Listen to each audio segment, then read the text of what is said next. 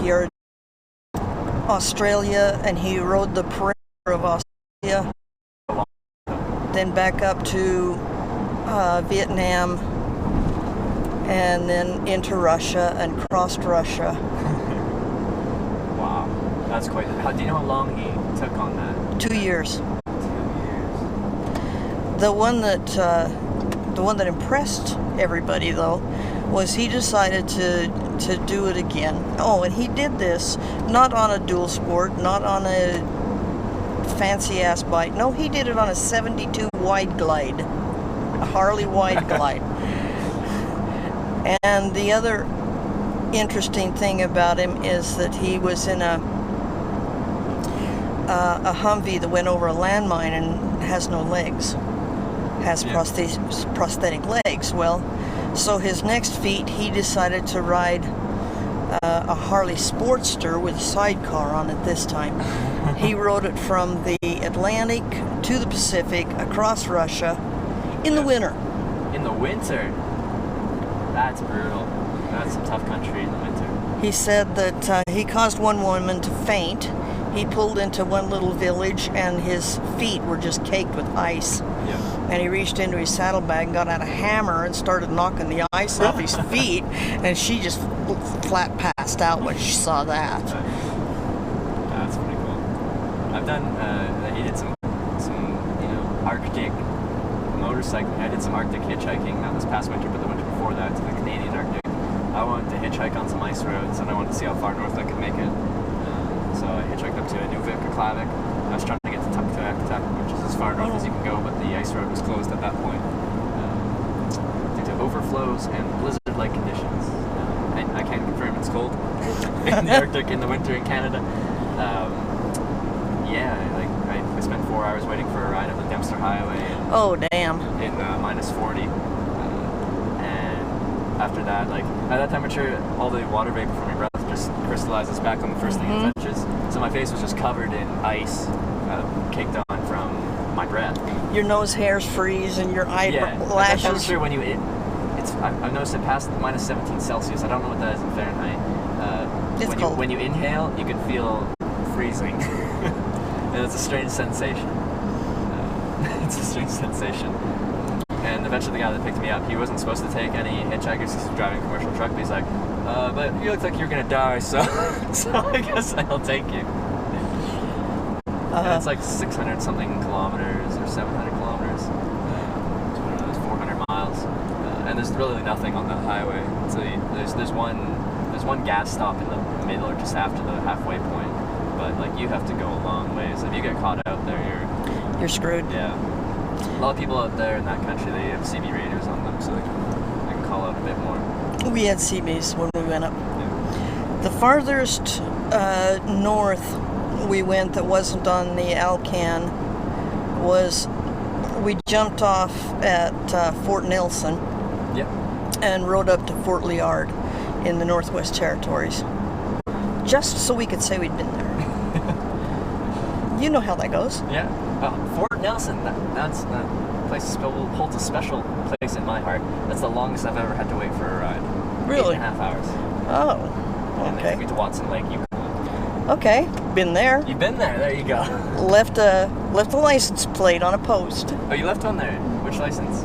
License off our motorcycle. Yeah. That's cool. I did see the sign for us. Is that what they call it? Yeah. Yeah. It's bigger than I thought it was. It's huge. Yeah, it's huge. Watson Lake was pretty. It is a pretty. Whitehorse was pretty. I agree. Yeah. You go through Dawson. Mm-hmm. Cute little town. And then Did you do the toe shot?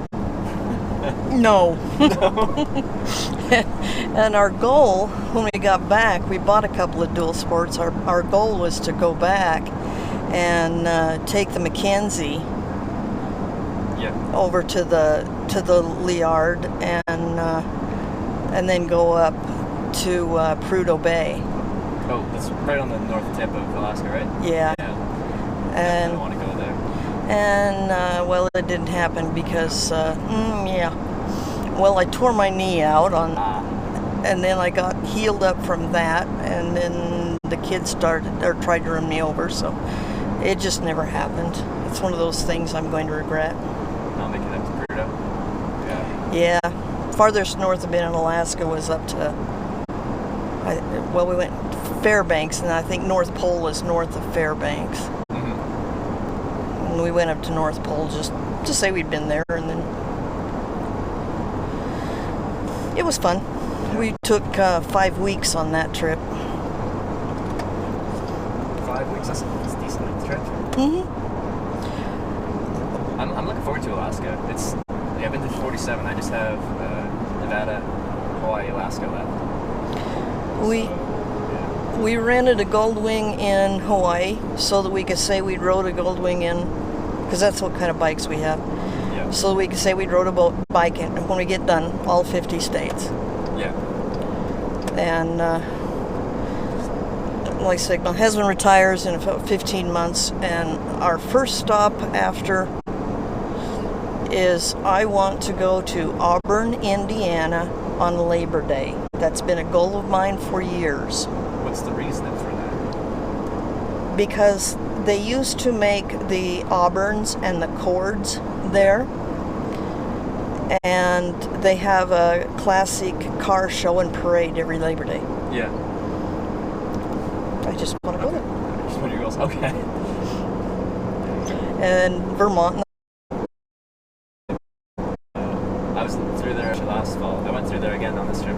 Last fall I hitchhiked through upstate New York, Vermont, New Hampshire, Maine, and Massachusetts on my way to Boston. Because I had a flight to Asia booked out of there.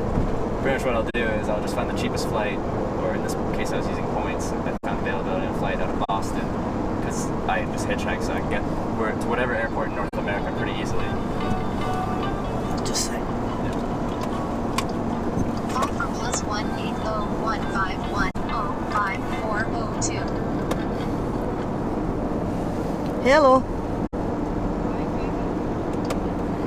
Good. I'm decent. How are you?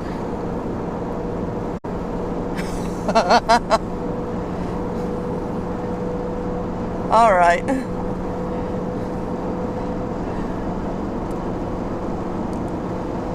I was going to stop at your house and visit you for a bit and see if I could bum a meal off of you, but you weren't around, so I just kept on going. I'm down here by, I think Scipio is going to be the next. Holy crap, girlfriend. Didn't you tell...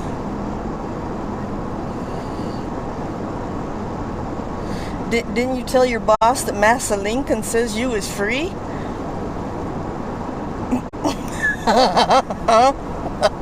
Didn't work so well, huh?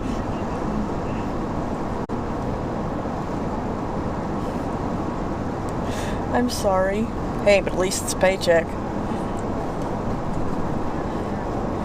Yeah, you do.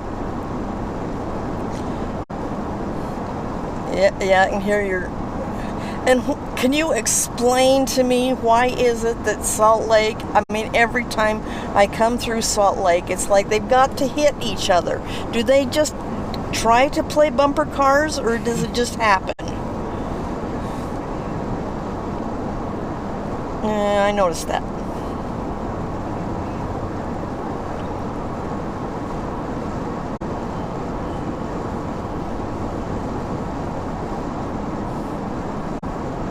Uh-huh. Uh-huh.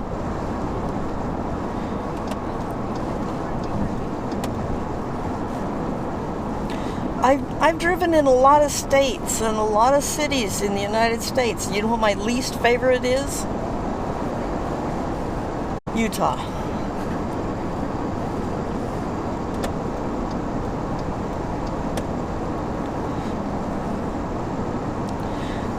I've been in Oakland, San Francisco, Monterey. I haven't ever made it down to San Diego and Los Angeles. I've kind of stayed mid and north.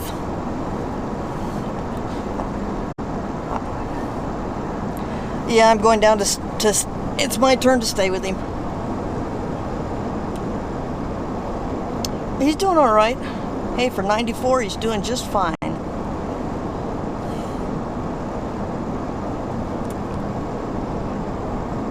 No kidding. But you know, this is a treasure. It's an absolute treasure to go down there and spend time with me. He's told me stories that he's never said before.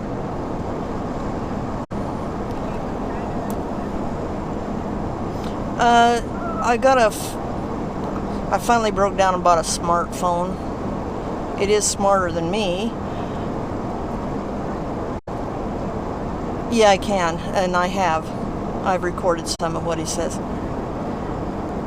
He's been telling me some about his war experiences over in yeah, and his life.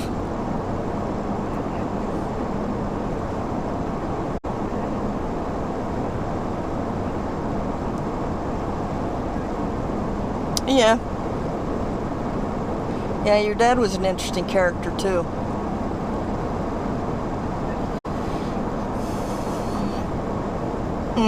Yeah, Dad was in World War II and your dad was in Korea, so. But, yeah. Yeah, they did. We missed you at the family reunion this year. Carter came down. Carter and Robin. 24th. Oh wait, I thought we'd told everybody. We went down to, we were going to go to Baumgartner again, but it got flooded out last spring, so they canceled our reservation. So we were kind of scrambling at the last minute, so we decided to go back to Porcupine. You know, they're out of Twin. So we spent 5 days there. Everybody was there, including Carter and Robin. And she is so not a wilderness girl. Boy, howdy. So, yeah, we had to tease her a little bit. There comes a bunch of bikes. We had to tease her a little bit.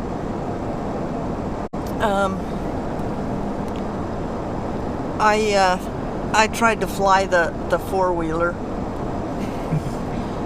And I didn't. Yes, I crashed, okay?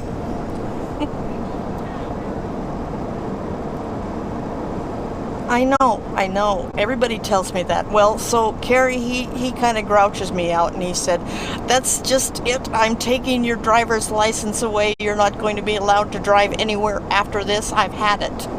Okay, 30 minutes later, we're talking about going on a wildlife looky out ride. Kerry goes and says, "Yeah, and Robin can ride with Peggy in the Razor." And I looked at Robin and I said, "Doesn't that give you warm and fuzzies of confidence that a half an hour ago he said he's taking my driver's license away and now he wants you to ride with me?"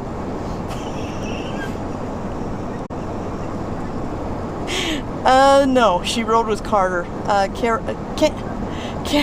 Cameron and I went a different direction. We saw some deer. I kind of wish we'd gone with them. They saw deer, elk, moose, and a bobcat.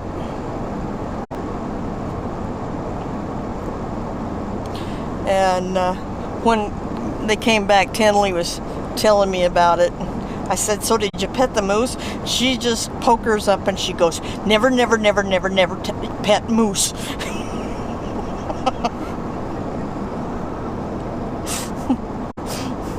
Yeah. Coming from a 3-year-old, it was really, really cute.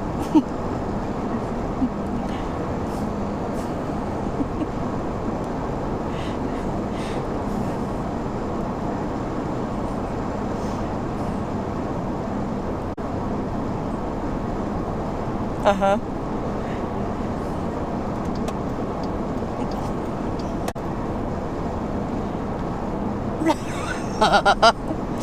Well, that's the way Tenley is, you know. She's just got Bruce and Jenny, and so she talks really plain.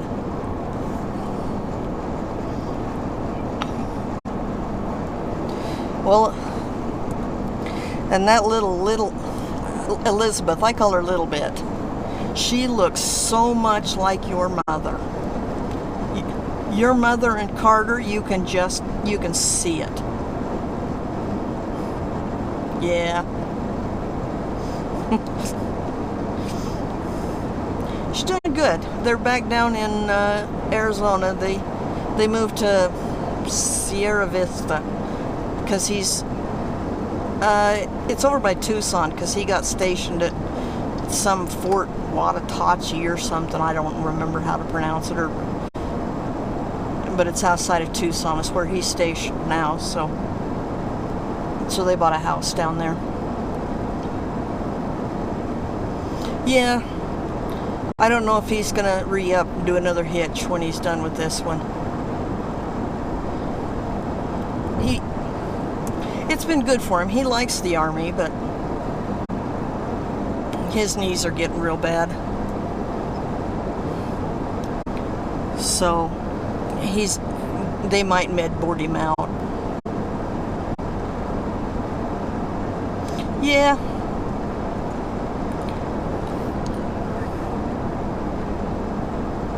Yeah, that's the thing about the Army. You know, he had the degree from DeVry, and then the Army he'll have that on his resume and his certifications and everything. So that'll help him get a civilian. Yes. She pretty much is done, and then it was actually rather enjoyable. At first I was having second thoughts. I'm like, oh great, this is going to work really well. Cameron's boy Kynan came over June 1st, and Teresa's son James came up, and then Misty's oldest boy Caden came over. So I had 3 grandsons for 4 weeks. And at first I thought, oh, this is going to be kind of, Nah, they entertained themselves, and then they just turned the motorhome into a man cave. And you there? Nope, I lost her. That's a nice thing about BFE. Call for +1 80151 Come on. Answer. Okay. We are, like I said, we're down here. We passed Holden and passed the sign for Fillmore. So we're coming up on Scipio here. Yeah. Anyway, we had Caden, Kynan, and James for 4 weeks this summer. Really, really good.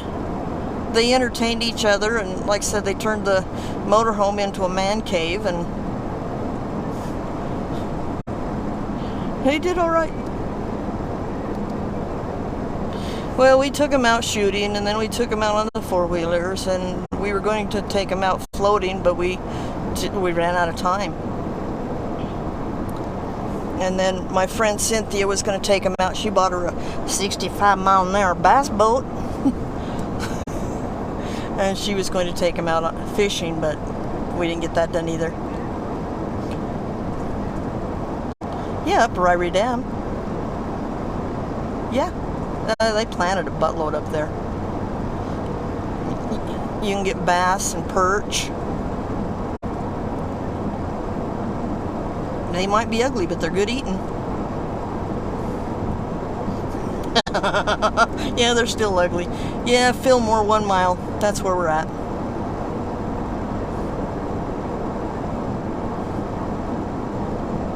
It was. Sometimes I wish they lived closer. What? I'm sorry.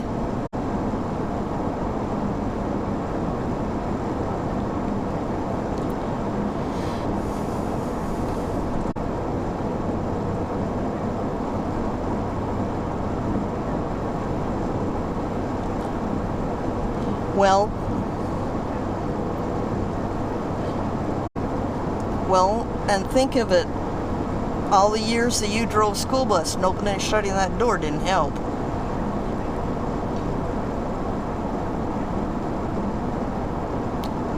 Oh, okay.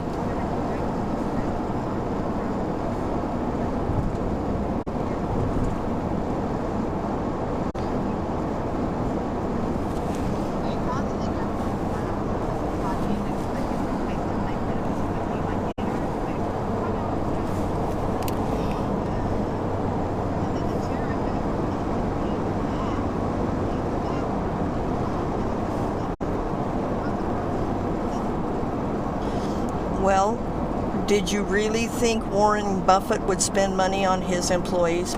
Really?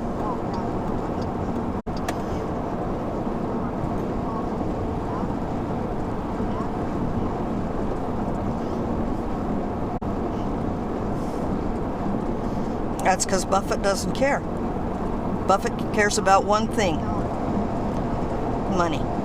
Making money. And he doesn't care who he screws to get it.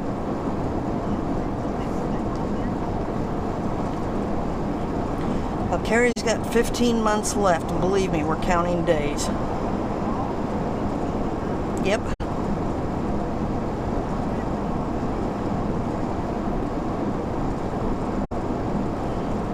And he'll be on probation until he's done. Yeah, wasn't that? Jeez. I mean, like, really?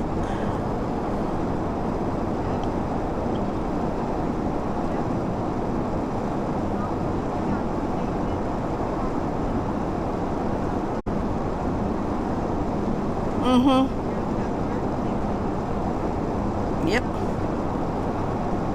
Yep.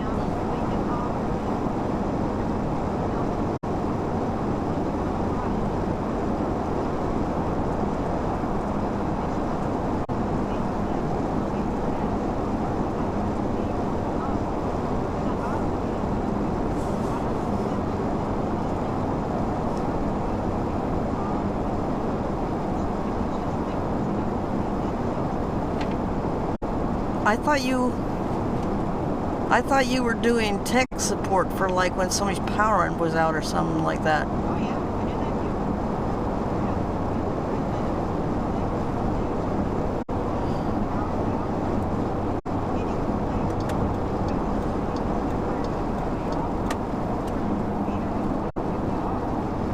too. Okay, that's what I thought.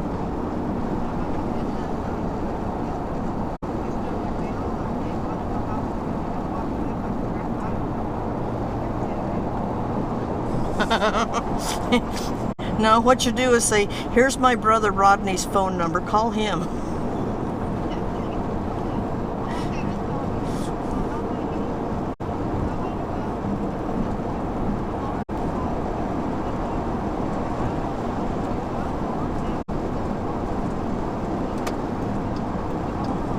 Right.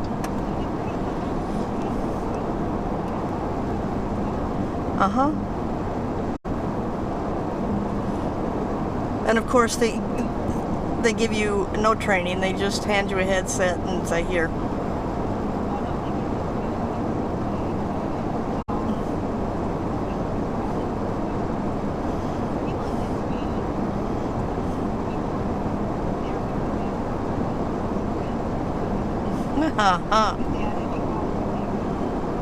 Heaven forbid.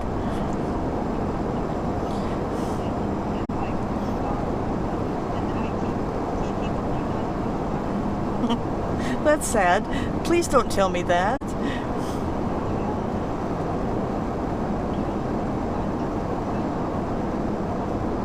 Well, part of the problem is, and wow, a convention of Ryder trucks. Anyway, part of the problem is distribution. They really haven't upgraded their distribution system. It's just grown organically, and I mean, come on, you can only put so much draw on so much conductor before you're starting problems. But they won't upgrade the distribution network.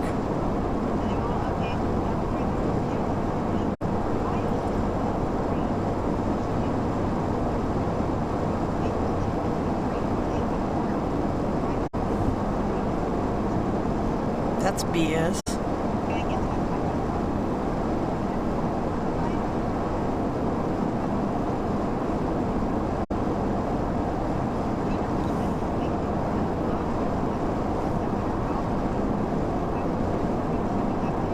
Jenny has two, and you know, her company's just a little company.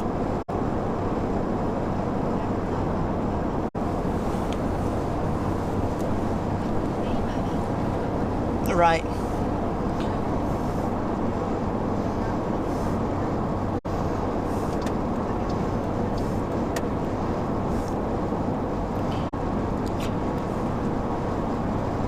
Well, okay, maybe you can explain this one to me.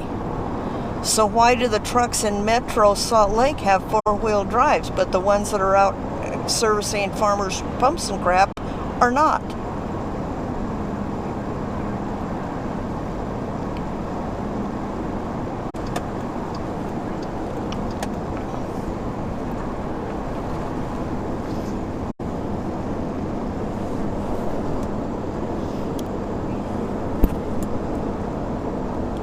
Well, the system is, I don't know if you know this, but the system is, they give the GM, the general manager, they give him so much budget.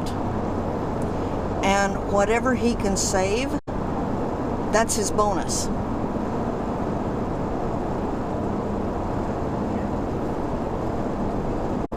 Yeah.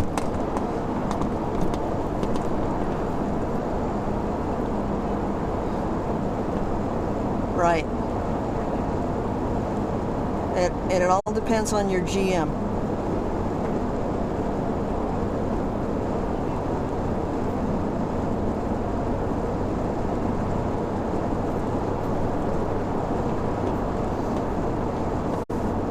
You're kidding.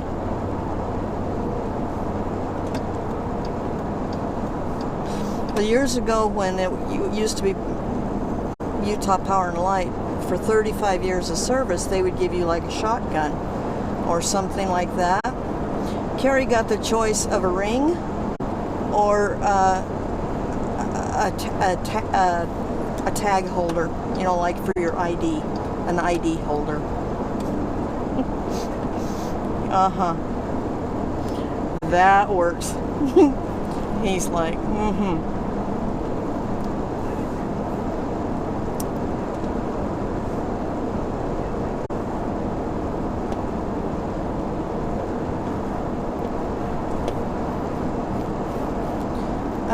Carrie got luggage for 25 years or something, I don't remember. Before Warren Buffett bought him out, yes. I can't stand him. I really can't. Everybody think he's the god of money, but yeah, they don't have to work for him.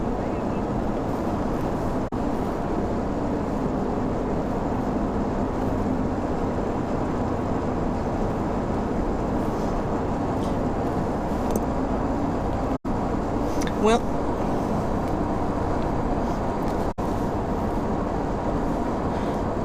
but if you read the Wall Street Journal or the Washington Post, they think he walks on water. Yeah.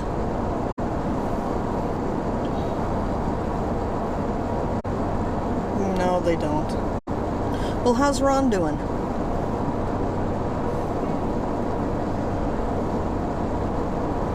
What's this one for? Darn.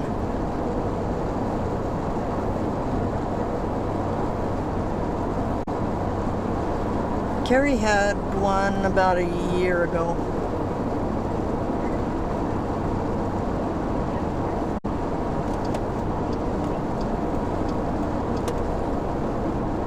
Yeah.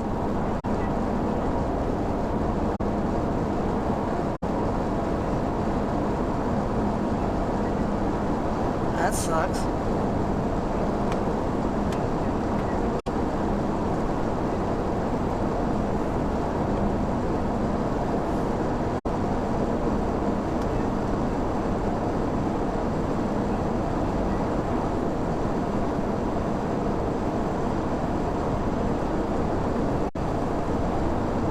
So how long does he have before he retires?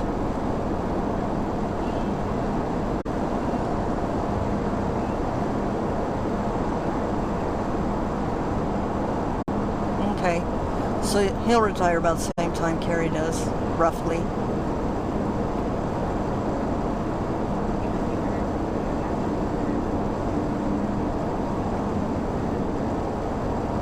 Well, Carrie's going to retire at 59 and a half, because that's when he can start drawing on his 401k.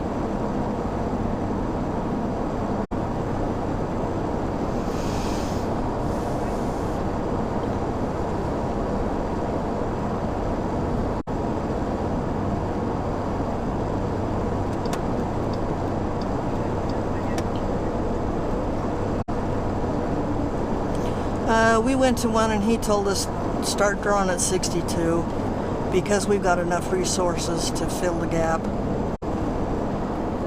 Yeah.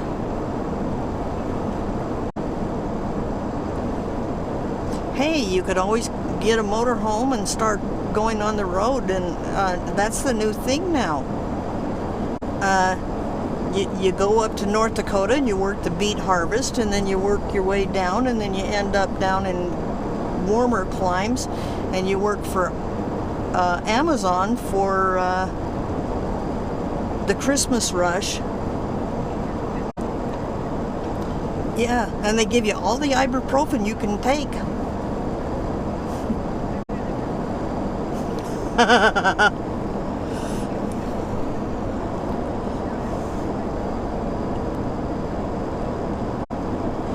You know, Carrie and I thought about that because we both carry CDLs. I didn't let mine go. I put mine on inactive status, but I didn't let it go. I figured I earned the damn thing. I'm not... You do, yes.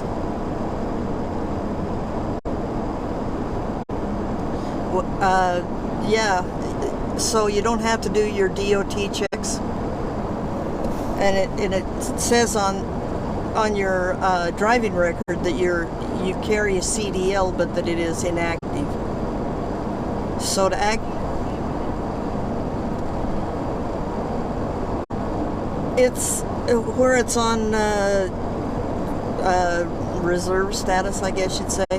You don't have to pay as much as you do for a full CDL, but but more than a Class D. But if I were going to go back to driving, like Carrie and I talked about getting into truck and team driving, where he's already got his Class A with all of his doubles and triples and has and all that other stuff.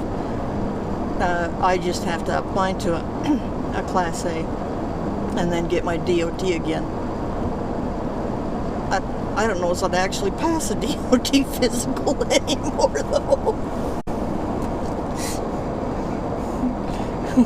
Yeah.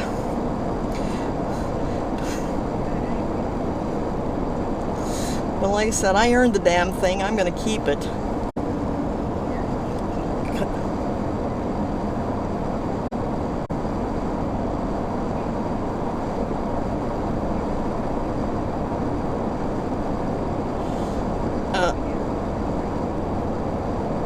I wouldn't. Nope, you couldn't pay me enough to drive down there either. I'd rather drive on the slick roads up in Wyoming. No, thank you.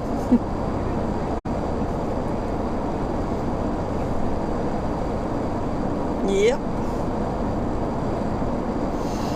I went sideways around a curve once. The kids thought that was really cool. One of them goes, "Can we do that again?" It's like, not in this lifetime if I can help it.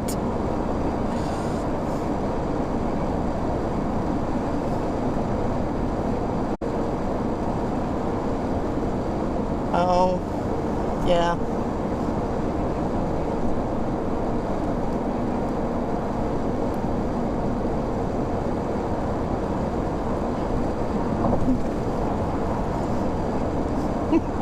And that always is that gives you one of those little woo moments.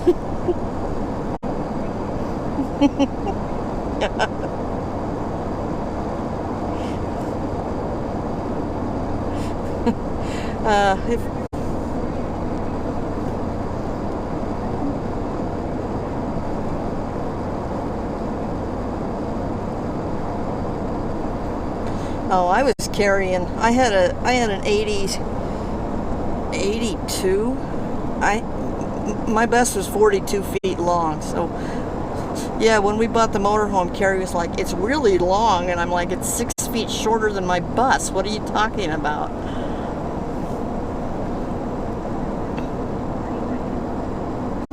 No, he's used to a line truck, a spool on the back, so he should be used to it, but no. Yeah.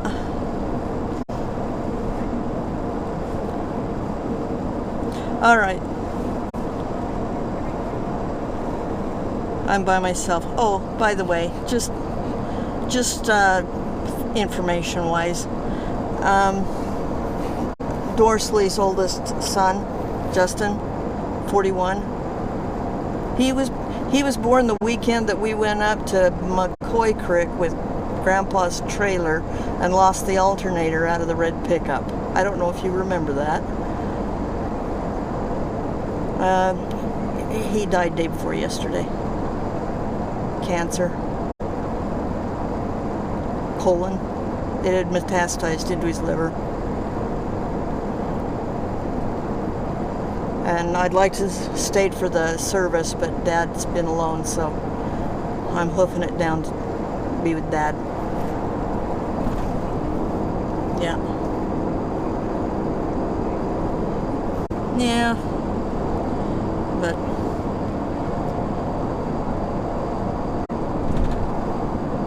yeah.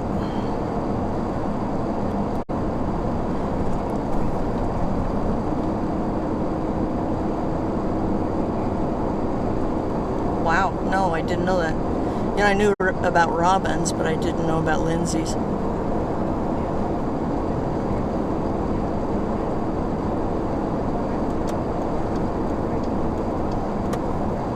Yeah.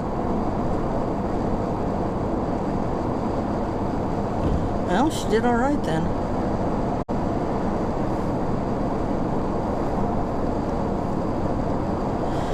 And you know, there's worse things than dying.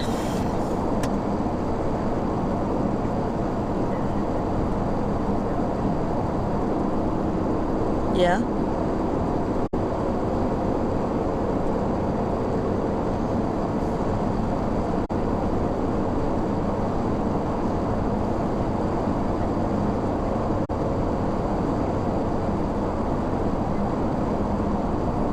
Oh, man.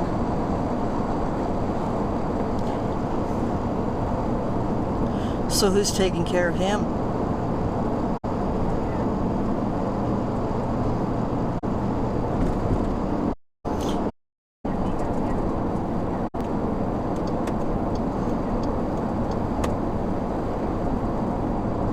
Wow.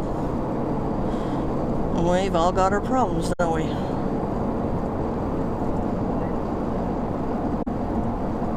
Yep. Well, tell Ron hi for me. Yeah, it will be. And tell your kids hi. I will.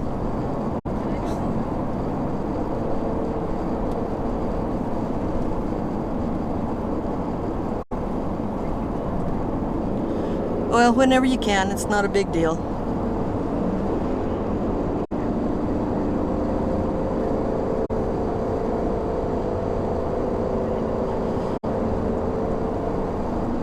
Yeah.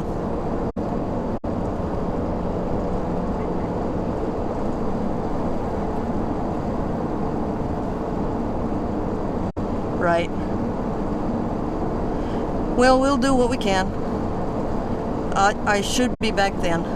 All right. Love you lots too. I'll try. I'll try. All right. Bye. I love family. So do you have big family? I've got a decent sized split family, so one sister, two stepsisters, two stepbrothers, then most of them. Everyone's in British Columbia, pretty much. We're all there. How big a family? Well, just my kids. I've got one daughter that lives down in Tucson. She's got 3 kids. Yep. Then my son, he lives over toward Portland. He's got 2 kids. Yep. And then my oldest daughter lives that way, Yep. a couple of hills over. And she's got 1.5. Mm-hmm. And then my second oldest daughter, she's got 4. So yeah, we get together. We have a crew. Got a crew. And then, All in pretty good relations. oh yeah. Oh yeah, that's good. Well, as long as we don't stick around too long around each other. Oh yeah. Yeah. My my Those second things start to get a oldest little toxic. oh, my second daughter and my third daughter, I swear to God, if they get landed on a desert island and cooperation was how they'd survive, they'd both die. Good kids just don't see eye to eye. They can handle each other in small bits, or is it anything? Yeah, small doses. Small doses. Last year at the family reunion, we sat down and had a come to Jesus meeting and told them, all right, you got a choice. Who gets odd years and who gets even years? Well, what do you mean? We're all sick of your fighting. So, who wants odd year family reunion? Who wants the even year family reunion? Really? Yeah, so you can either get your shit together or don't show up together. And they showed up together this year, did all right. So where is the tension? My youngest daughter, she's very, very Mormon. Okay. Bless her heart. She's just very, very Mormon. And my second oldest daughter, she drinks and smokes and has tattoos and I see. Yeah, that makes sense. I see where we're going here. yeah. Yeah.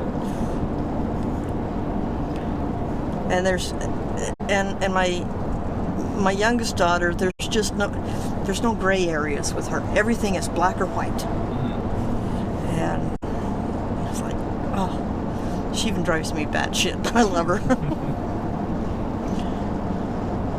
This is nice. What's this? Just I don't know, go to the mountain, come down to the valley. Oh, Sunset. well, it was prettier before the fire came through, but That was fine, came to me. Oh, I see. yeah. It's been about what? 7-8 years ago? Yeah. Is there much actual civilization around these parts? I'm guessing not really. No. So the fire wasn't threatening too much. No. Okay. I'll tell you another story about me, speaking of hardly any civilization in this area. Alright, we can do that. So, we're on a motorcycle ride. There's 4 of us. Yeah. And we're in a rest area outside of Winnemucca, Nevada. Yeah. And this girl, she comes wheeling in. She jumps out of her car. She opens both doors and leaves her car running. Okay? And she comes up to us and she said, "Can I borrow some gas?"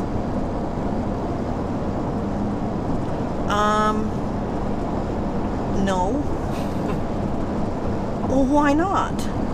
Well, we're on motorcycles and her tank is only 3 gallons. Yeah. Ours are 4. Is that all? Yeah. Those are, how many miles to the gallon is it like? Sorry, I'm distracting your story. Oh, that's okay. Yeah. My PC, the best I ever got was 60 miles a gallon, but it would get around 40 miles to the gallon. Okay. My Valkyrie, it depended on my maturity level because it had 6 cylinders and 6 carburetors, and when you rolled on the throttle, oh yeah, it had a 6-gallon tank, and I could go through that 6 gallons in less than 100 miles. Oh yeah. So really crappy there. But It's pretty economical. but yeah,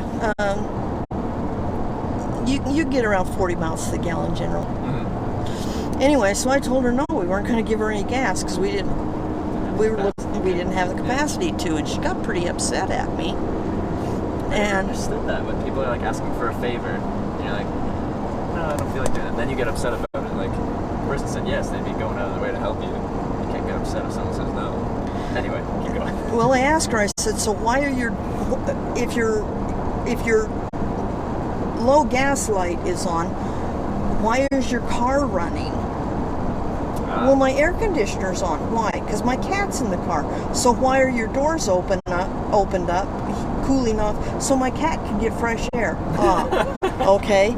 And then I looked at her. I said, where are you from? And she said, I'm from Iowa. Well, I got a little cranky with her, and I said, excuse me, you drove from Iowa to here, and you never figured out that there isn't a gas station on every street corner?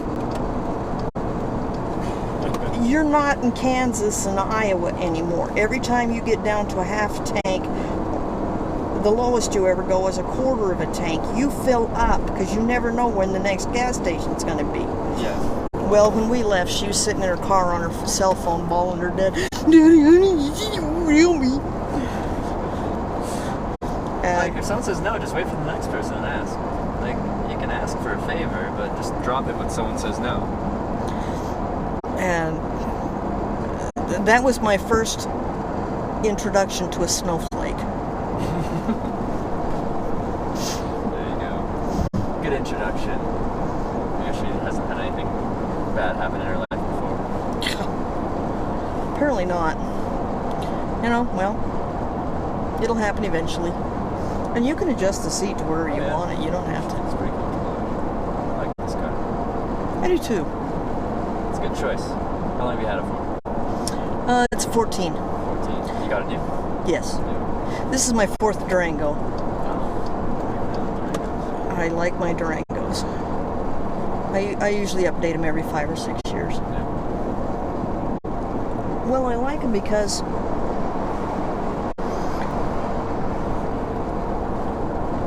I can travel in them. You saw the blanket and the pillow and the Yeah. cushion. I can pull over. I can sleep in the back. I can carry all my crap. We hunt. We can carry the dogs in the back. Yeah. It's got lots of room. It rides well. Rides really well. She's a little bit of a pavement princess compared to my other three, though. Is she? She Has does. a few problems? I got her stuck in a snowdrift that I could have made it easily through in my last Durango. So it was like, okay, well, note to self, don't go through snowdrifts. Are they like four-wheel drive any of them?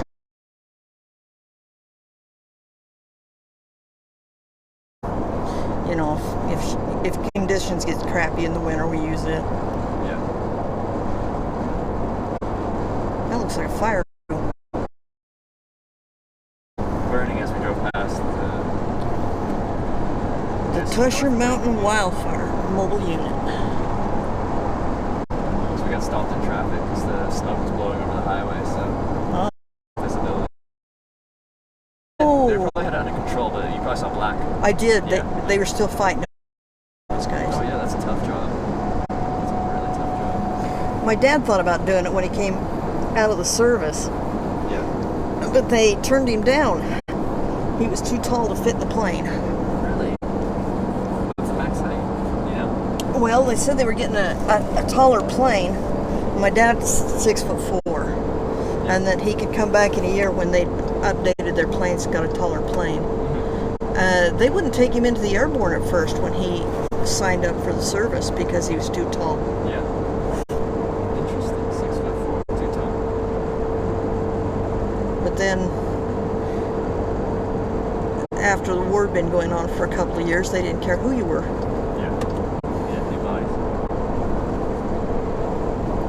So he was in Japan, he was in Tokyo, but it didn't look the same as when you were there. So he was in the Pacific? Yes. Yeah. I had my oldest uncle, Africa, Sicily, and Italy. Yeah. The next uncle landed at Normandy, and then Uncle Bob, he was in the Marines in the Pacific, Yeah. and Dad was in the Airborne in the Pacific. So my grandmother had 5 sons in the war all at the same time, Wow. and they all came home. They all came home. Okay, there's your story. So Uncle Ted, when he got mustered out, the folks were living in San Diego working in the shipyards. And he had no idea where they lived, but he got a taxi and he told the taxi, he said, just drive around. I'll tell you when we get to the house. Yeah. And the taxi well, do you have an idea? And he said, no, I have no idea where they live, but I'll tell you when we get to the house. And the taxi driver's like, okay. And he drove around till he saw a house that had 5 stars in the window. Yeah.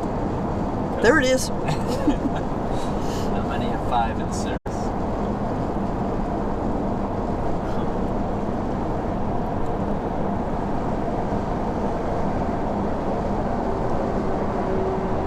Okay, I'm full of stories. You're full of stories? I like hearing stories.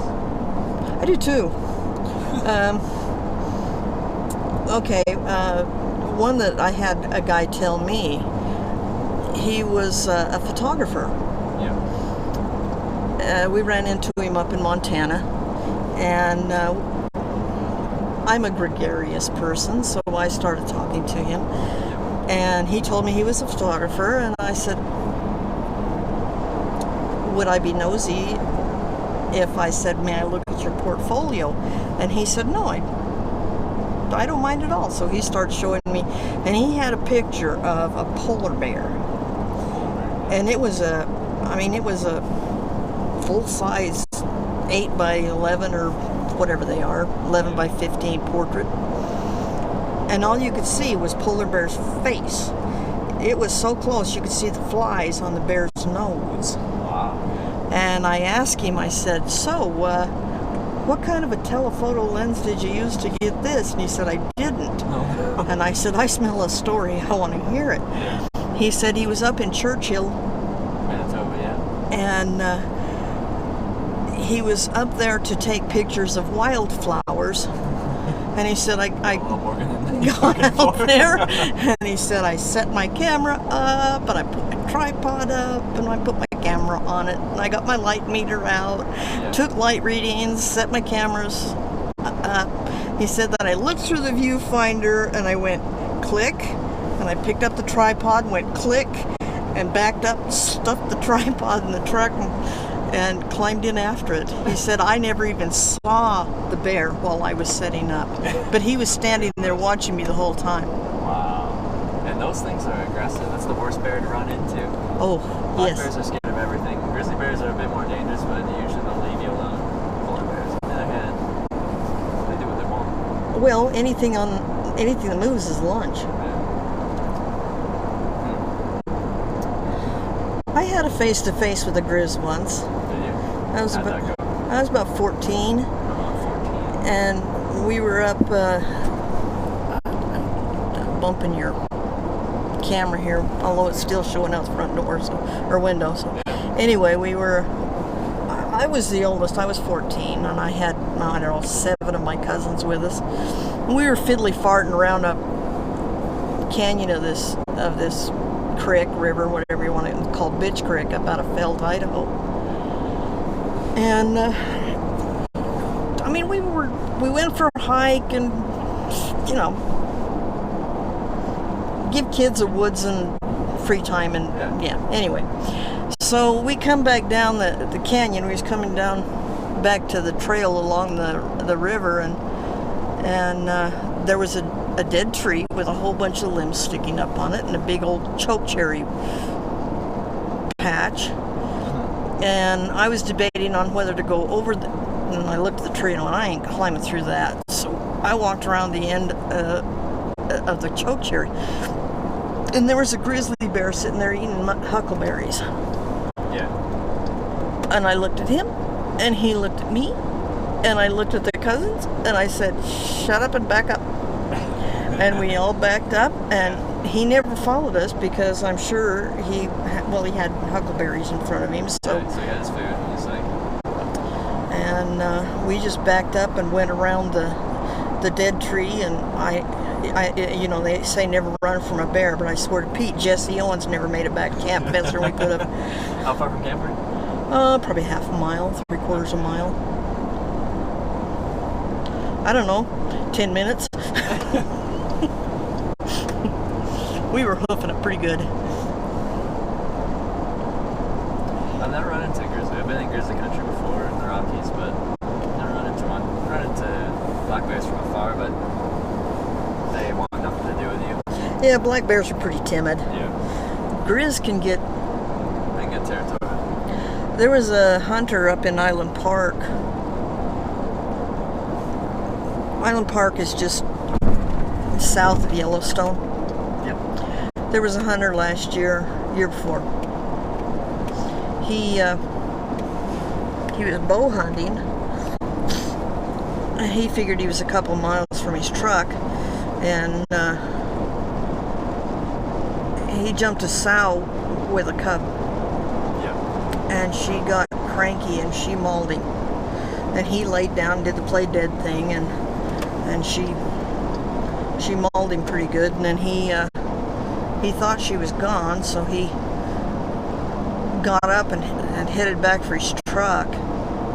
And he was almost back for his truck, and she nailed him again. Really? And he got into his truck, and his cell phone was in the truck, and he called the Fremont County Sheriff's. They met him in Ashton with Life Flight, but they said that truck was just a mess. And the sheriff had to shut the truck off, so the guy, his arm didn't even work. How the hell he ever got it down into Ashton, I don't know. But Yeah. And he recovered. Like he survived it. yeah, Yeah. he did. Yeah. That's crazy. Twice mauled. Yeah. See, the bear wanted to kill him, but like, what are they trying to accomplish there? Well, a bear will kill you or assume it kills you, and then it covers you up Oh. so that you decay a little bit and become a little more tender. Yeah.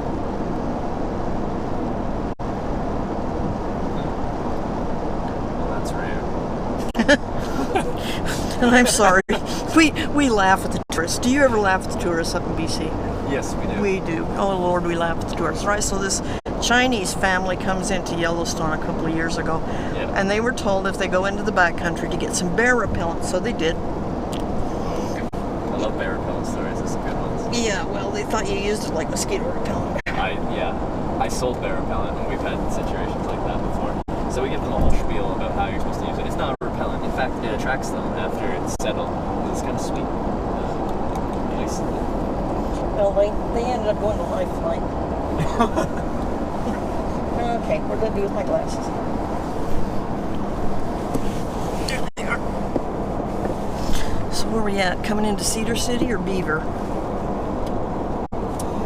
Sunglasses off load now. I think we're coming into Beaver.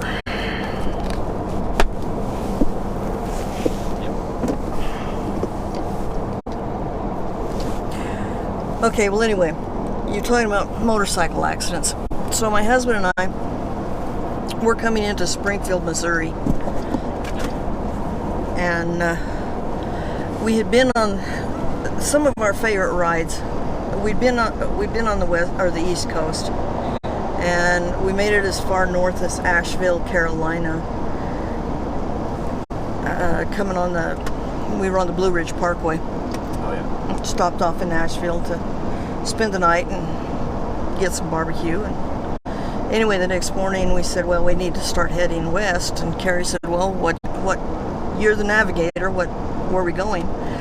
And I just looked at him and said, well, let's just point the wheel west and see where we end up. Well, after a while, we ended up on like dirt roads. And I told my husband, I said, this is fast losing its charm. We're going to find somebody still here in a minute and get our asses shot, so we better get back to at least the state highway. But that's how we like to travel. No agenda, just follow the rear or the front wheel, see where it goes. Yeah. Well, anyway, we were coming down into Springfield. We'd been on two lane, and we had to cut across to another 2 lane, so we were on 4 lane for like 4 miles. Yeah. But in that 4 miles, somebody was hauling a clip, a back end of a car, or a bumper off of a car, whatever you want to call it, a big wide plastic thing, and it was in the middle of the interstate. Well, since my accident, I cannot stand people behind me, so I was in front and Carrie was riding behind me, and I do a brake stand, and he didn't know if I'd be able to stop in time before I rear-ended the truck in front of me, so he thought I would take the emergency lane, so he took the center lane. Well, when he took the center lane, there was a blue van, and the blue van tried to take that same piece of real estate that he was on. Yep. That doesn't work real well. No. Well, I looked over at him and I watched his front fender go flying off of his bike, and then it put his bike into what we call a tank slapper, and where your handlebars just and your bike just goes all over the road. Yeah. And he was getting closer and closer to the guardrail, so he decided to lay his bike down. And gold wings, usually they just fall over at a 45-degree angle, hit their roll bars, and that's pretty much the extent of the damage is the roll bars, and which that's exactly what it did. Yeah. But my husband came off, and I'm looking over at him, and I'm like, oh, please God, we are a long way from home, and this is going to get ugly. Yeah. Well, anyway, he came off the bike. I watched him come off and land on the road, and he skidded down the road another, probably 30 or 40 feet, and then he stopped and stood up. Well, the whole thing that it started was because of that stupid bumper in the road. Well, when he went off, that bumper was perfectly placed, and he just came off the bike, laid in that bumper, and tobogganed down the road in the bumper. So like his suit, something like that wasn't all scratched up because he just tobogganed down the road. Yeah, No abrasion. scuffed the toe of his boot. The bike, not so much though. The bike, it ground off the two roll bars and broke the highway peg off the right side, Yeah. which was interesting because when I went down and in my accident, it broke everything off the left side. And when I bought replacement parts to put mine back together again, everything came in sets. So we go home, and I have a right roll bar set, and I have a right highway peg, and we just bolted them on. And the only thing we had to buy was a front fender. It's almost like it was meant to be. You broke on the left, you broke on the right, or vice versa, or whatever it is. Yeah, And we're all good. then there you go. The other one that was funny is I'm standing there shaking like a leaf. I was in shock. I knew I was in shock. And this guy comes running up to me, and he goes, "Are you okay? Are you okay?" And I'm just kind of staring stupid at him because I know I'm in shock. I mean, my ears are ringing, and you tunnel vision, the adrenaline, the whole 9 yards.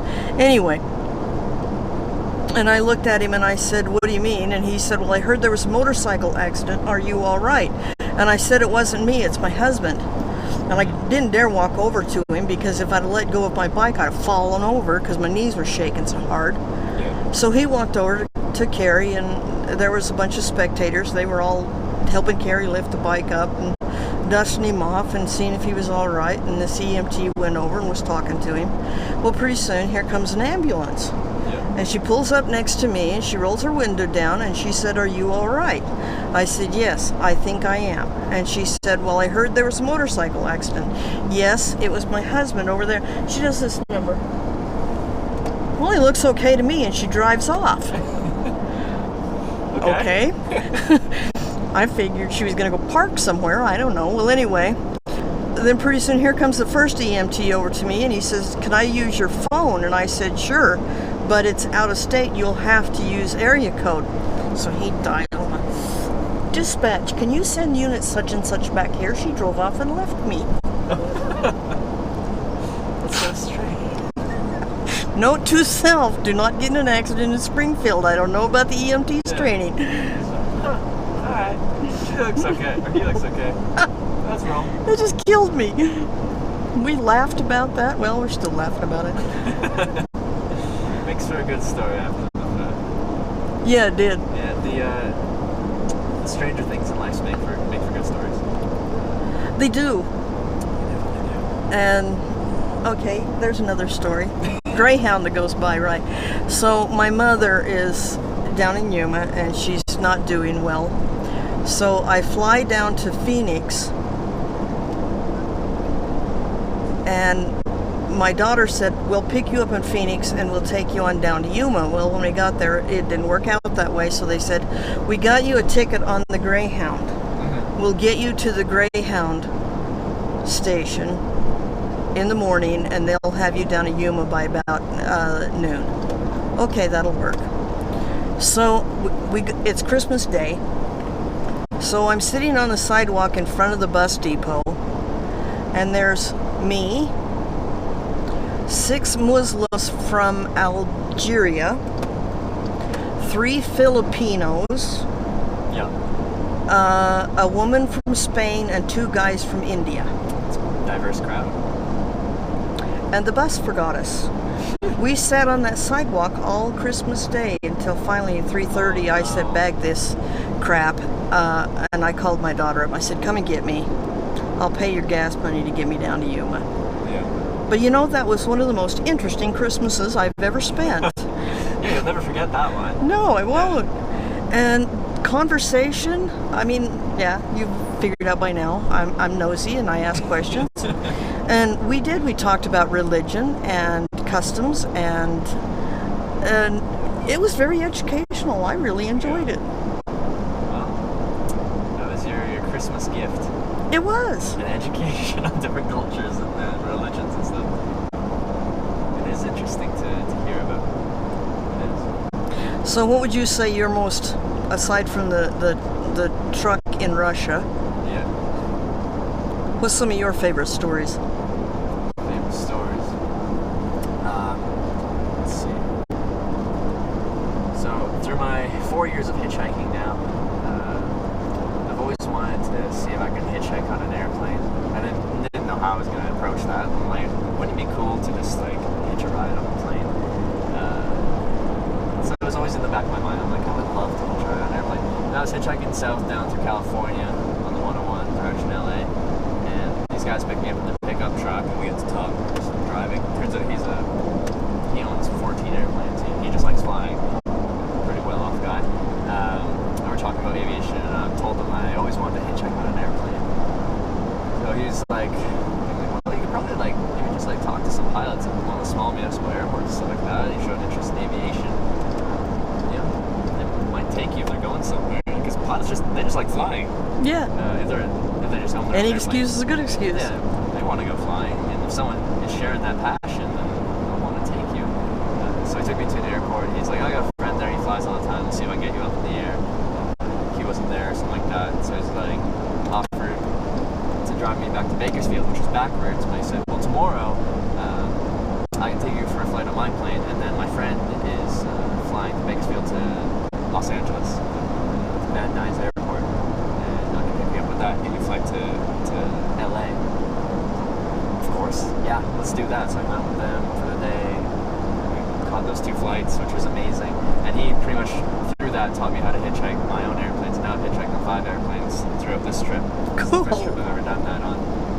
And that to me is one of the coolest things. I love flying. I love being in the sky. And I think it's crazy. I can walk into a little municipal airport, talk to enough people, and you'll end up in the sky in a plane. Maybe not going somewhere you exactly thought you'd go, but like you're in a plane. I'm not going to complain.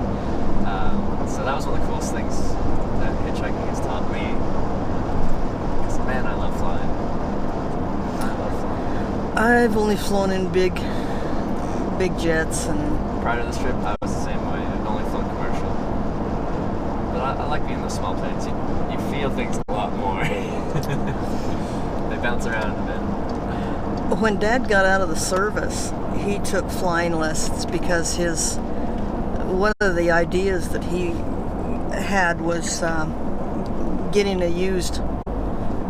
an Army surplus plus cargo plane and having a cargo business. Yeah. He couldn't settle down. When he came back, he said, I couldn't settle down. Whenever I sat somewhere or stayed somewhere for very long, I just started getting really antsy, really nervous. Yeah. He did what you did, only he rode the rails. Really? He rode the rails for a year, just wherever they'd go. Does he have cool stories about that? Because I've never hopped freight or anything like that, but it's always been really interesting to me about the experience stuff. You said he was on the phone. I just overheard you saying that he was telling you more stories and stuff. I was wondering maybe any stories about riding the rails. He's only told me one on that, and he said that when he had gotten after he got out of boot and before he went to jump school, he got a week pass, so he hopped a train and went to see the folks. Yeah. And I think at that time they were still in Oklahoma. Anyway, when he came back, he said the train was so full that he ended up standing outside on the platform between the two trains, or two cars.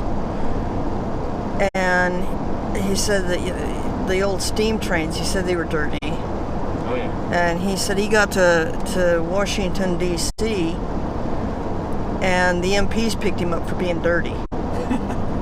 And he tried to explain to them why he was dirty, and they wouldn't. They wouldn't listen. So he ended up spending the night in the brig, or whatever they call it. And you get you for being dirty?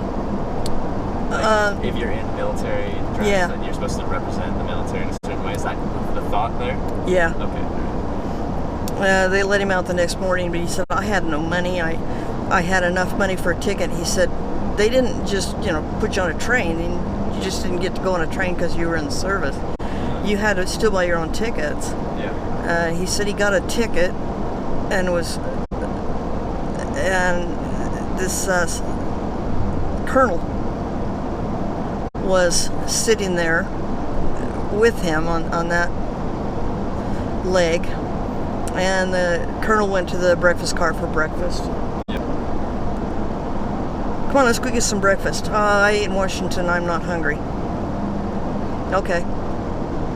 So he comes back. You want to go get some lunch? I'm still full from breakfast. Dinner time rolls around. You don't have any money, do you, soldier? Nope. Come on. I'll buy you dinner. But I haven't heard a lot of stories about that yet. He's only told me 2 stories of flying. Mm-hmm. The one, he said when he was taking flying lessons that the plane conked out. Yeah. He said there was a bang and a pop, and this cabin started filling with smoke. Yeah. And he said, the instructor grabbed the yoke away from him, and he said, I just opened my window, and then I leaned across and opened his window, and the instructor looked at him and said, you're not scared? And Dad said, sorry, after spending time in the jungle with the Japanese shooting at you, this isn't anything. And he said, well, you want to take her down? Dad said, sure. So Dad's looking around, and he sees this hay field, and he's lining it up to land in this hayfield. Yeah. He said there was 2 haystacks on the end, and he was lining up. Said all of a sudden the instructor grabbed the yoke away from him again, and flew between those 2 haystacks. Dad said I was going to do that, but I guess the instructor anyway. So then he got through the 2 haystacks, and the instructor gave the yoke back to him. Dad landed, and he looked at the instructor. He says, what'd you take it away from me, you son of a bitch? And the instructor said, I always wanted to know if this plane would fit between those 2 haystacks, but I didn't know. And I figured if I did it this time and knocked a wing off, it was under insurance, so it wouldn't matter. I'm surprised the instructor, if there's an emergency landing situation, would hand over the controls ever. They'd be like, no, I'm the more experienced flyer in this situation. This is kind of an emergency landing. Probably best to let the experienced instructor do it. But he's like, have at her. Yeah. Different time. I don't think they do it these days. Well, and then he said that he did get his pilot license, and he borrowed a plane from somebody, and they went up to, he told me where. I think it was up to Driggs. And they landed in my uncle's field up there where he had cows on my uncle's ranch, and they got out and went fishing. He said he come back and the plane was stripped. It was just a little Piper Cub with a cloth body, and I guess the cows liked the taste of the glue or whatever, and they just ate the body off the plane.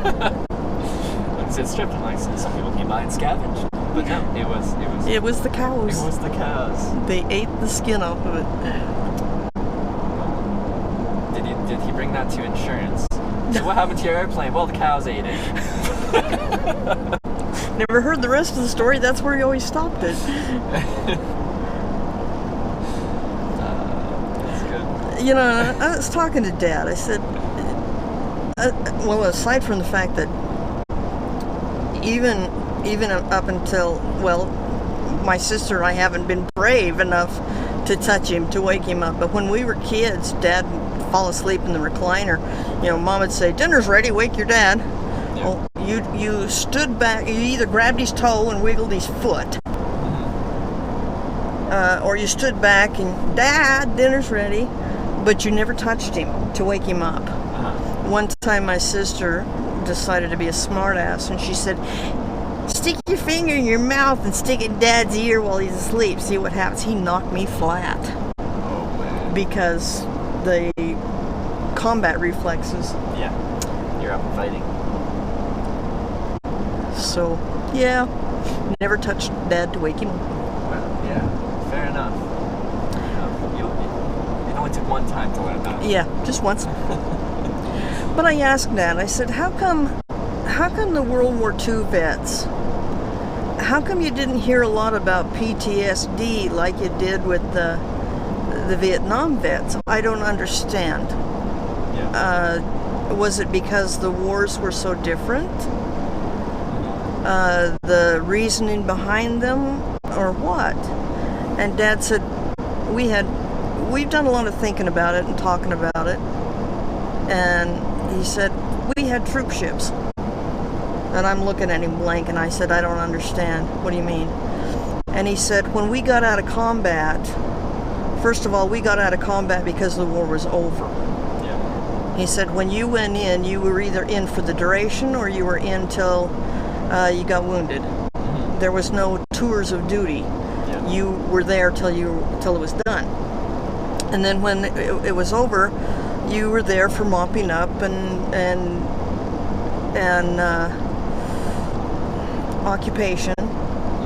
He said, but then we came home, and we came home on troop ships. He said, and all we didn't have anything to do, all we did was sit around and talk. And we talked and talked and talked and talked and talked, and everybody talked about, what was their worst fear, what was their worst battle, what was the worst this, what was the worst that. He said, we talked it out with each other. He said, these poor guys that are in combat now, one day they're in combat, and the next they're on a plane coming home. There's no downtime for them. There's no time to decompress, take in what you've just experienced, and share that with the other people that experienced that. Yeah. Yeah, I understand. That made a lot of sense to me. Yeah. I'd never thought about it like that. It's interesting. He said it was kind of interesting, the troop ship that they came back on, and it had names carved in the rail from doughboys coming home from World War I. Really? Is World War I? There's only 20 years in between the two wars. I don't know if you knew that. Oh yeah. It ended in, what, 1918, 17? 1919, 1918, 1919. World War II was 39 when it started. 41 was when the U.S. joined. Yeah. And the British were in it from 38, and the Canadians. As soon as the British were in, we were in. Yeah. Commonwealth, all that jazz. And a lot of Americans went to Canada and joined the Canadian forces because, no, we're not going. Until it's at home, Pearl Harbor. Until Pearl Harbor. Yeah. Well, they did the same thing in World War I. They weren't going to be involved either until British intelligence came up with the telegram that they intercepted to Mexico saying if Mexico would attack the United States, join the Axis at that time and attack the United States, that they'd get Texas and Arizona and New Mexico and California back. Interesting. So that was how come the U.S. finally joined up. I didn't know that one. It's well known why they joined World War II. It's pretty clear. But I didn't know that one. You gotta admit, Pearl Harbor was a chicken shit thing to do. Agreed. And it was one of those moments I can ask my dad, so where were you in Pearl Harbor? And he could tell me exactly what he was doing. Yeah. That makes sense. Well, it's 9/11 for I was us. going to say that's the modern equivalent. I was 7, so I remember the day, which I don't remember many days when I was 7. But it's a bit different when you're young. You don't understand the gravity of situations. I was 3 when President Kennedy was shot. Yeah. And I remember being told, you need to watch this. And I remember watching his funeral on TV, but it didn't really mean much to me at the time. But, yeah, in 9/11, I was on the bus. I was driving school bus. And this kid gets on the bus. He said, did you hear about the plane that hit the World Trade Center? I went, what? No. He said, yeah, somebody flew a plane and it hit the World Trade Center. I was thinking it was a Cessna, for crying out loud. Yeah. And none of us knew. We finished our routes and put our buses up for the morning and went home and turned on CNN and went, holy crap. That would be a big revelation because you'll catch it after everything's kind of. Yeah. Yeah. And then you just sit there and watch it going. And it's hard to assimilate. How does... I don't understand. I don't understand the level of hate. I don't get it. And My mind doesn't I work don't that way. understand it either. But through that period of showing the worst that humans can do, there's also things that show the best of humanity. One thing that's pretty famous in Canada now is when they closed U.S. airspace completely, they grounded planes wherever they were. And one of those places was Gander, Newfoundland, because it was set up to be a refueling stop for transatlantic flights when planes couldn't do that transatlantic hop without stopping for fuel. And Right. they don't need that anymore because they can make that hop without refueling. But that's the airstrips set up for planes of that size. So they landed all these jumbo jets in this tiny little town called Gander, Newfoundland, where barely anyone lives there. But the whole town pretty much came together and took in everyone that landed, Oh. thousands of people That's cool. that landed in that town and took care of them for it was like a week, I think. Airspace was closed or something like that until they could get them back in the air. But that moment of tragedy also showed what humans are capable of as far as. And they are. Yeah. I have found in this world the majority of my experiences have been very positive. Yeah. Agree. Most people, okay, another story. The first time we were ever down south, we were coming through Texas, and we were coming along, we were trying to make time because Dad was in the hospital in Phoenix, and we were trying to, so we left New Orleans that morning. We rode straight through from New Orleans to Phoenix. Yeah. And you can smell all of the barbecue all along Highway 10. It's just like... We pulled up in a little town called Sealy, Texas, because we finally needed fuel. And I asked the gas station attendant, I said, where's a good place to eat? I said, I noticed a billboard out there. They have buffalo steaks. He said, stay away from that place. It's a ripoff. He said, if you really want good food, he said, I said, well, we've been smelling the barbecue for the last 100 miles. He said, go down to the second stoplight, turn right. There's a little shack on the left just before the tracks. They have the best barbecue in Texas. The best in Texas, that's a bold statement. That's what he said. So we got down to the second stoplight, and there was a Circle K there, and I didn't know if this little shack by the tracks would cash a traveler's check. So we pulled into the Circle K to fuel up again, even though we didn't really need it, and cash a traveler's check. I think I went in and bought a couple of candy bars and cashed a traveler's check. Yeah. Anyway, these two Gold Wings pulled in, and the guy asked us where we were from, and we told him we were from Idaho, and he invited us out to their place to spend the night and for dinner. And we told him, you know, I'd take you up on it on your heartbeat, except we're trying to make time so we're just headed over to this place over here and we're going to get some barbecue. And he goes, oh, you're going over to Phillips? I said, yeah. He said, oh, well, when you get over there, there's going to be a little Oriental woman at the counter. We call her Mama San. He said, when you walk in there, you tell her, Mama San, Ray sent me in here for the biggest steak in Texas. He said, the heck with the barbecue, get the steak. Okay. He said, but get one and split it. Okay. So we did. We went in and she smiled. She said, okay, it'll be a little while before we can get the steak out, but I said, that's okay, we got time. No big deal. That was a good steak. How big was it? Biggest steak in Texas? Well, you know the oval plates? It was a T-bone and it covered the whole damn plate. And then they brought out another oval plate heaped up with home-cut French fries. Yeah. And they kept refilling our pop until we had to tell them, I'm floating here. Anyway, then she came over to me and she asked me, she said, so how do you know Ray? I said, tell you honest truth, I don't know Ray from Adam. I said, we ran into him at the gas station. The other gas station said that Jill had real good barbecue. So we were coming in here for barbecue, but Ray said, try the steak instead. Yep.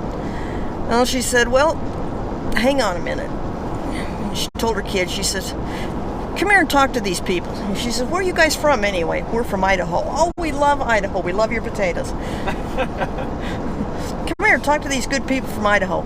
Yeah. So the kids are like, hi, you're from Idaho. Uh-huh. You're on a motorcycle? Uh-huh.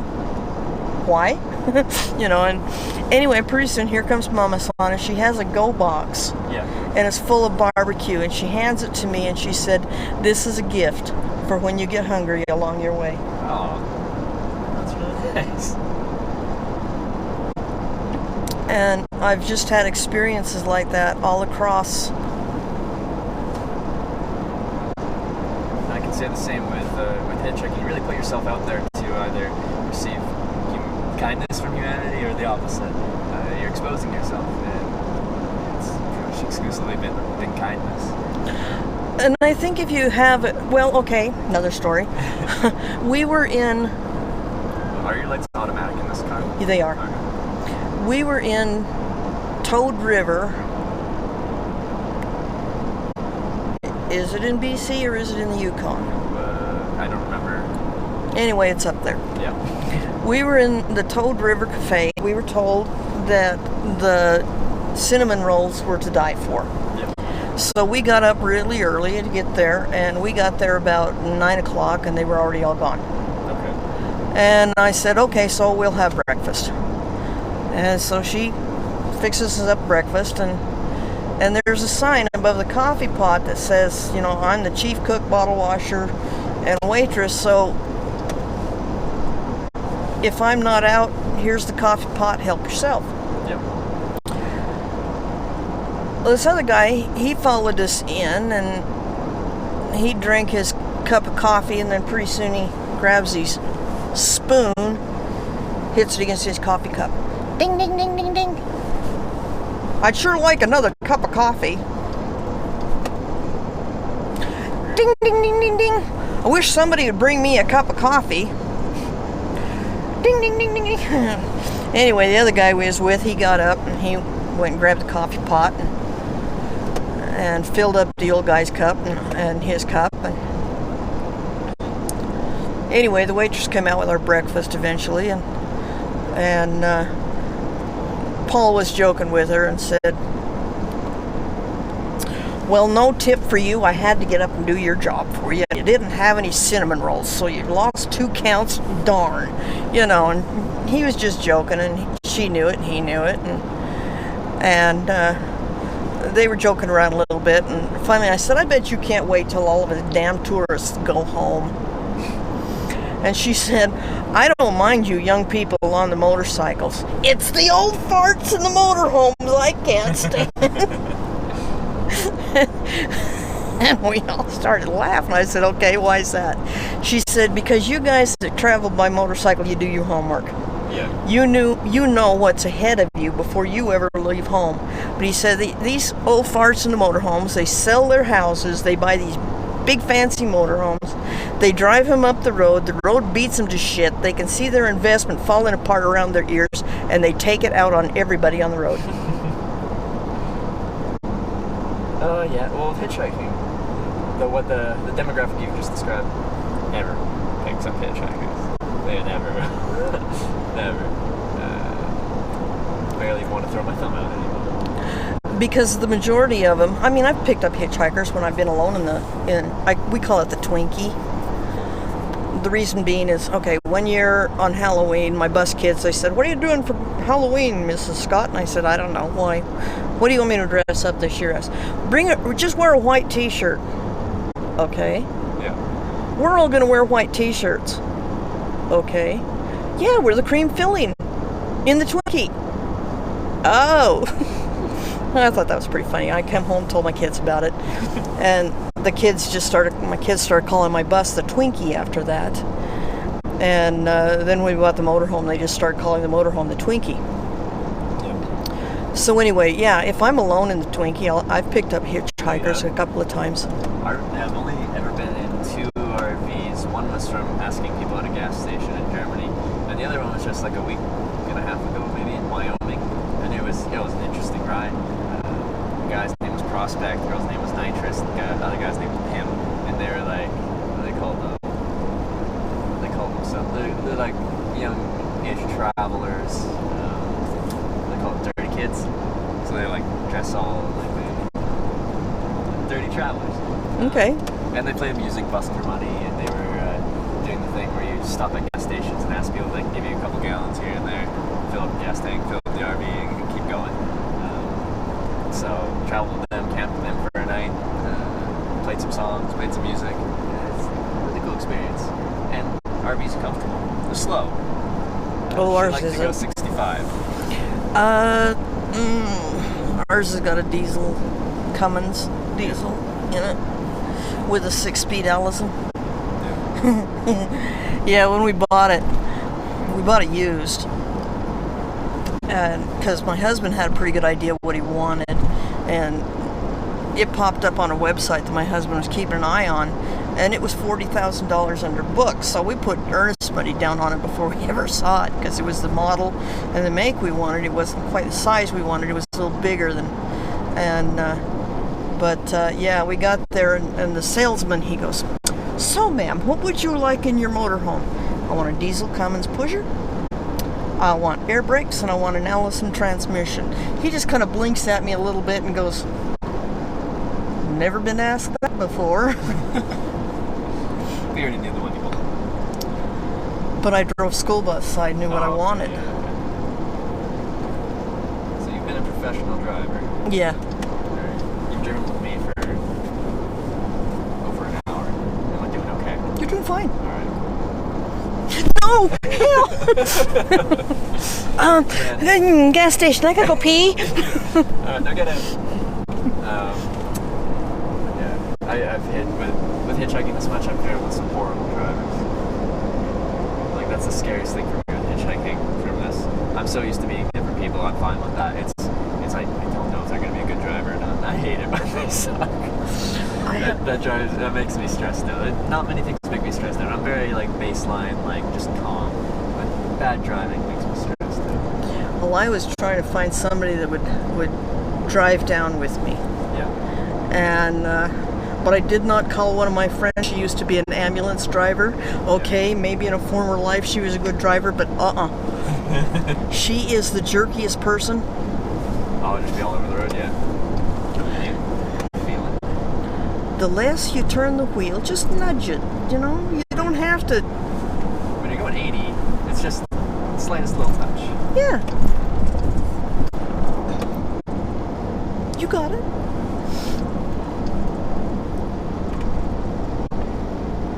That was one thing I always tried to strive for, was being very smooth, and it isn't just because of a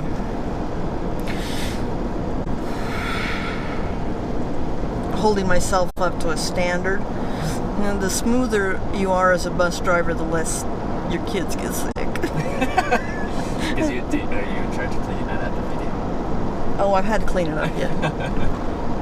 So yeah, it's in your best interest to not make them sick. Right. Yeah, that makes sense.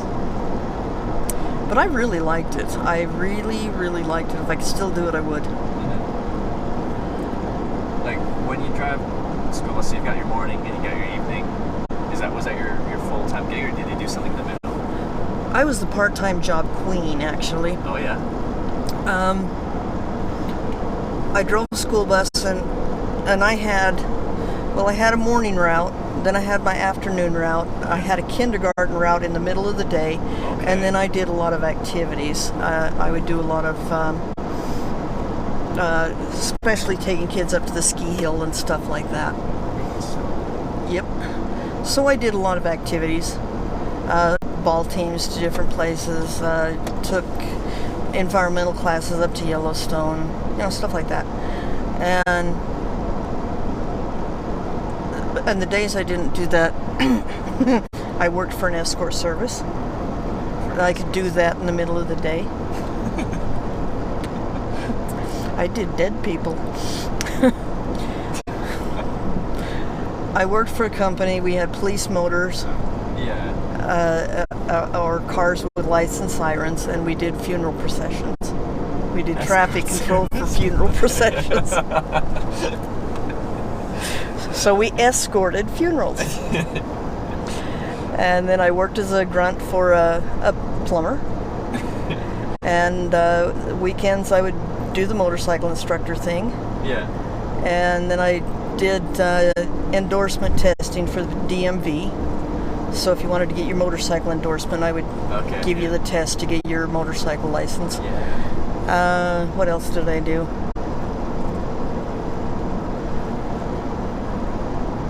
I worked for the Rape Crisis Center. I did that for 20 years. And I did presentations at schools on teen rape awareness, and then I would go to community college and adult education classes and did self-defense classes and stuff like that. Okay. What else have I done? I've extracted honey. Did that for 7 years. Interesting. I liked that. That was fun. Like all these different things, do you just stumble into them? Someone's like, hey, you want to do this? And you're like, oh, yeah, sure. I've got some free time. Or like, did you actually seek these out? Were you applying for things? No, I never did. Well, the only job I ever applied for was I delivered pizza for Domino's for 3.5 years. Oh, yeah. I was in a motorcycle club. They said, hey, I know this guy that does escorts on motorcycles. Would you like to ride a cop bike around? Oh yeah, twist my arm. And then the same way, that's how I got involved in being a motorcycle instructor. Hey, would you like to be an instructor? We think you'd really be good at it. You'll have to go over to Boise and sweat blood to do it, but Sweat blood. It- Stuff to get licensed for them? yeah. Yeah. I came back and I had my hat on. Yeah. And my husband, he's so low-key. He looks at it and he goes, oh, nice hat. They gave you a hat. And I looked at him and I snarled and I said, they didn't give me this hat. I damn well earned this hat. So, another guy saw it one time. He says, oh, I like your hat. Where can I buy one like that? I told him, you don't buy these. You earn them.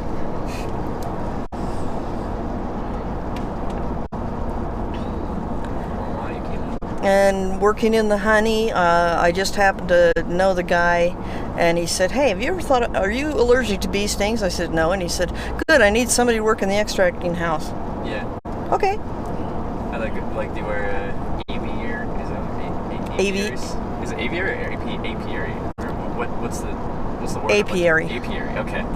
Forgot the word I was looking for. I was just in the extracting house. They'd bring the supers in, and then I'd crack them open and spin the honey out of them. And Got any bite or stings from that? yeah, I did. Yeah. We never wore bee veils or anything, though. We just worked T-shirts, and Yeah.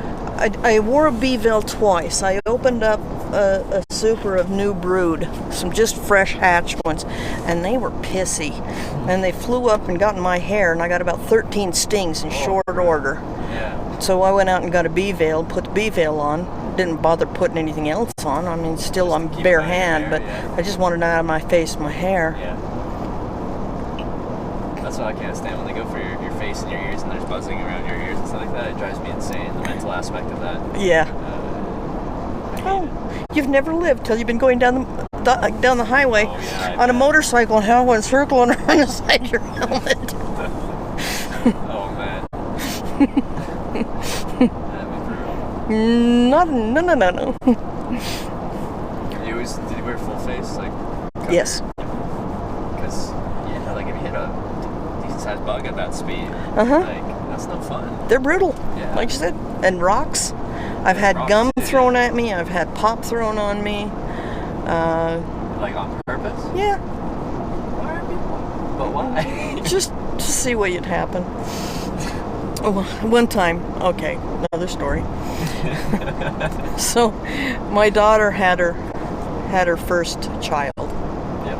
So I get this phone call. Mama,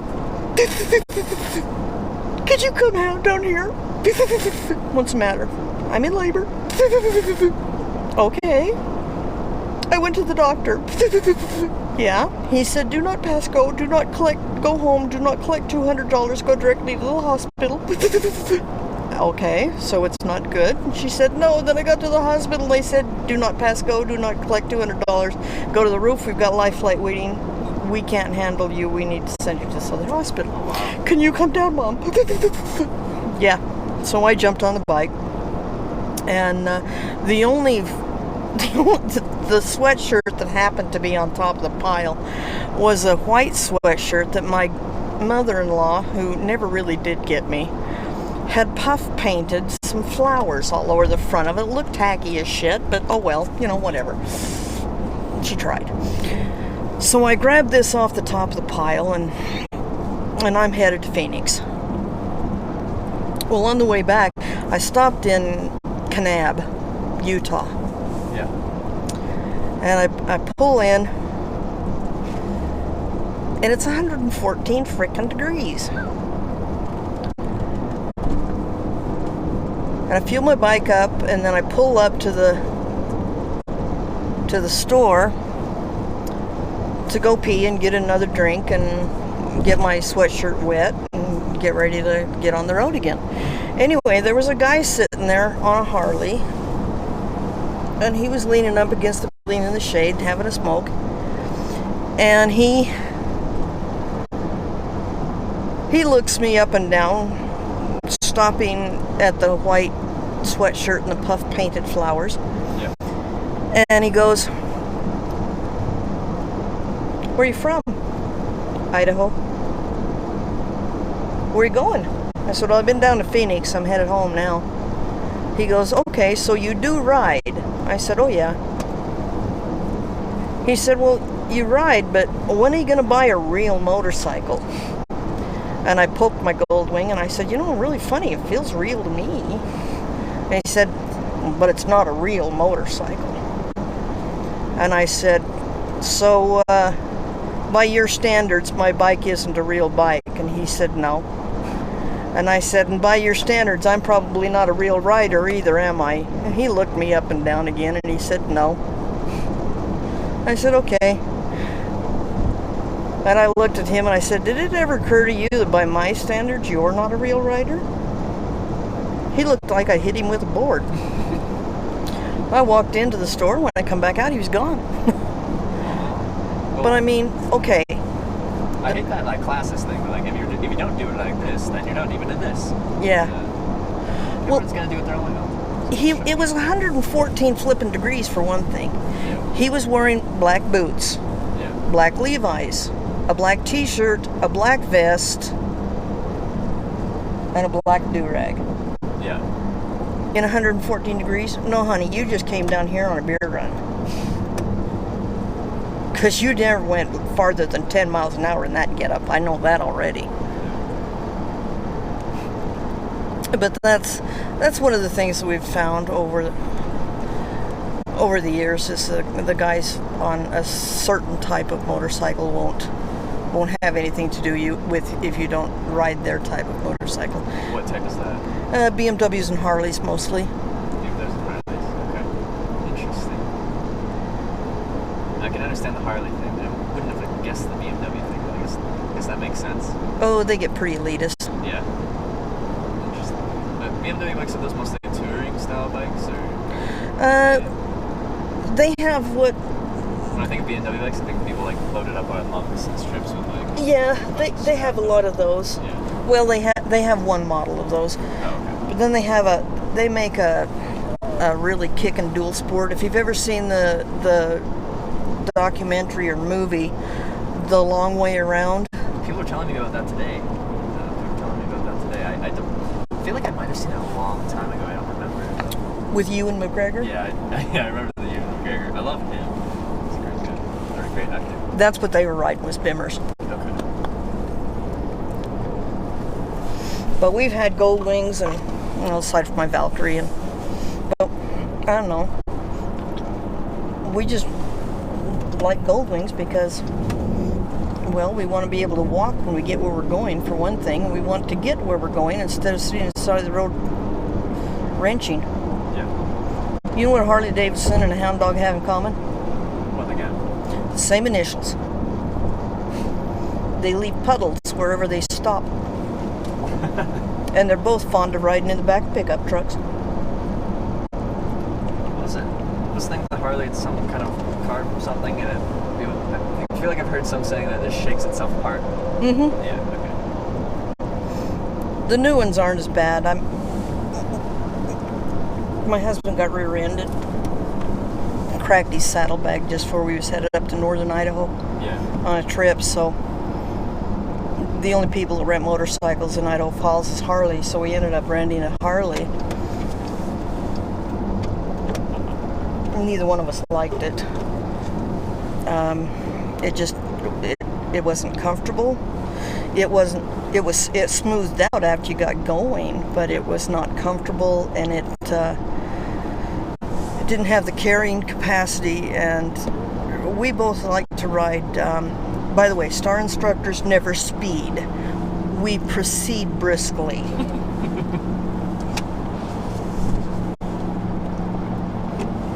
And I was proceeding briskly through the curvies, and he was dragging pieces and parts behind me. I could hear him. And it was not comfortable. We both ended up switching every time we'd fuel up. We'd switch. He'd ride my bike, and I'd ride the Harley, and then I'd ride my bike, and he'd ride the Harley. Yeah. We had matching Gold Wings.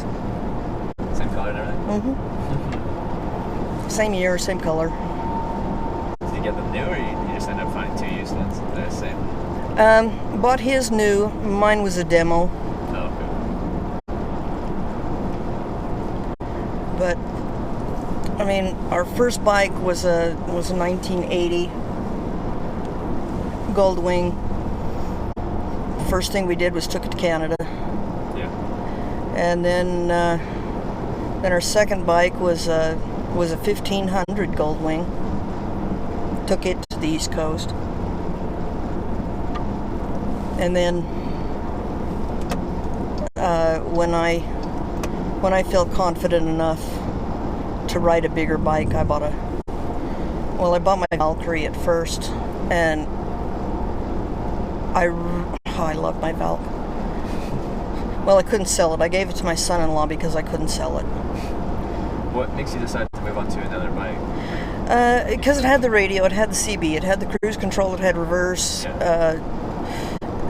It had the locking luggage, and you could put your feet up, and I mean, we would routinely ride 1,000 miles a day. Wow, that's a long freaking day.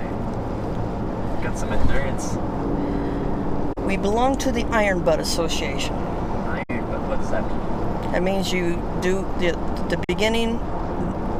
The basic Iron Butt is you have to do 1,000 miles documented Yep. in under 24 hours. And then there's the Saddle Sore. That's the Saddle Sore 1000. Then there's the Butt Burner 1500, where you have to do 1500 miles in 24 hours. And then we were planning on doing a 4 states or a 4 corners tour. Yeah. When I got hit, that you start up in Washington, you go down to San Diego, you go across to Key West, then you go to Maine, and you have 21 days to do that. And it's like the last trip we went on, the one where he got hit in Springfield, Missouri. We left home and we spent the first night in Lamar, Colorado. We spent the second night in St. Louis.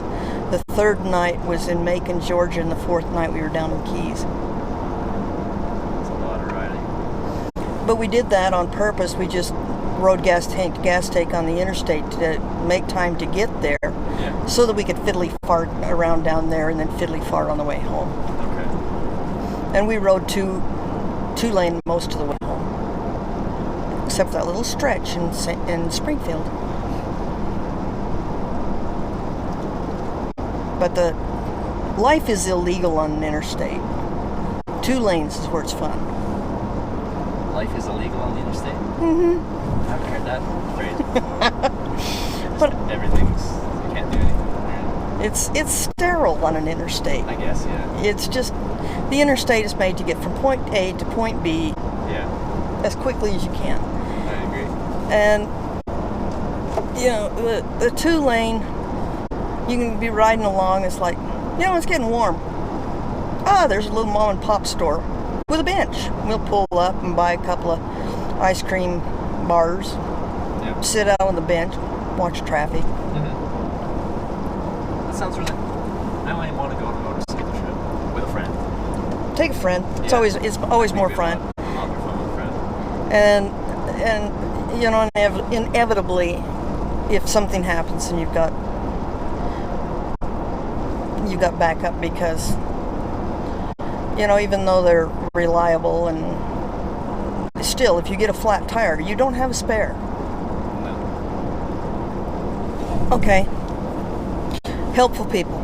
So I'm coming back from Yuma, and I'm outside. I'm just right at the corner to Tuba City, Yep. the junction. And my front tire just goes mushy, and I knew I was in trouble. So I turned off onto the Tuba City Road and looked at my front tire. Sure enough, I got a flat. And I'm like, okay, well, now what do I do? Well, my daughter was following me in her car with my mom and her mother-in-law and her bike in a trailer. And I thought, well, I'll give you $20. Go into Tuba City and see if you can get a can of Fix-A-Flat. Yeah. And then then two other people pulled off right in front of us and right behind us. And both of them asked me directions to Tuba City. One was a great big tall Indian. Geez, he must have been 6'7". And the other guy was him and his wife, and they had a stock trailer on behind their pickup. Well, I saw his license plate, and he had an Idaho plate 1B. 1B is Bannock County. And so I asked him, I said, so are you guys headed home by any chance?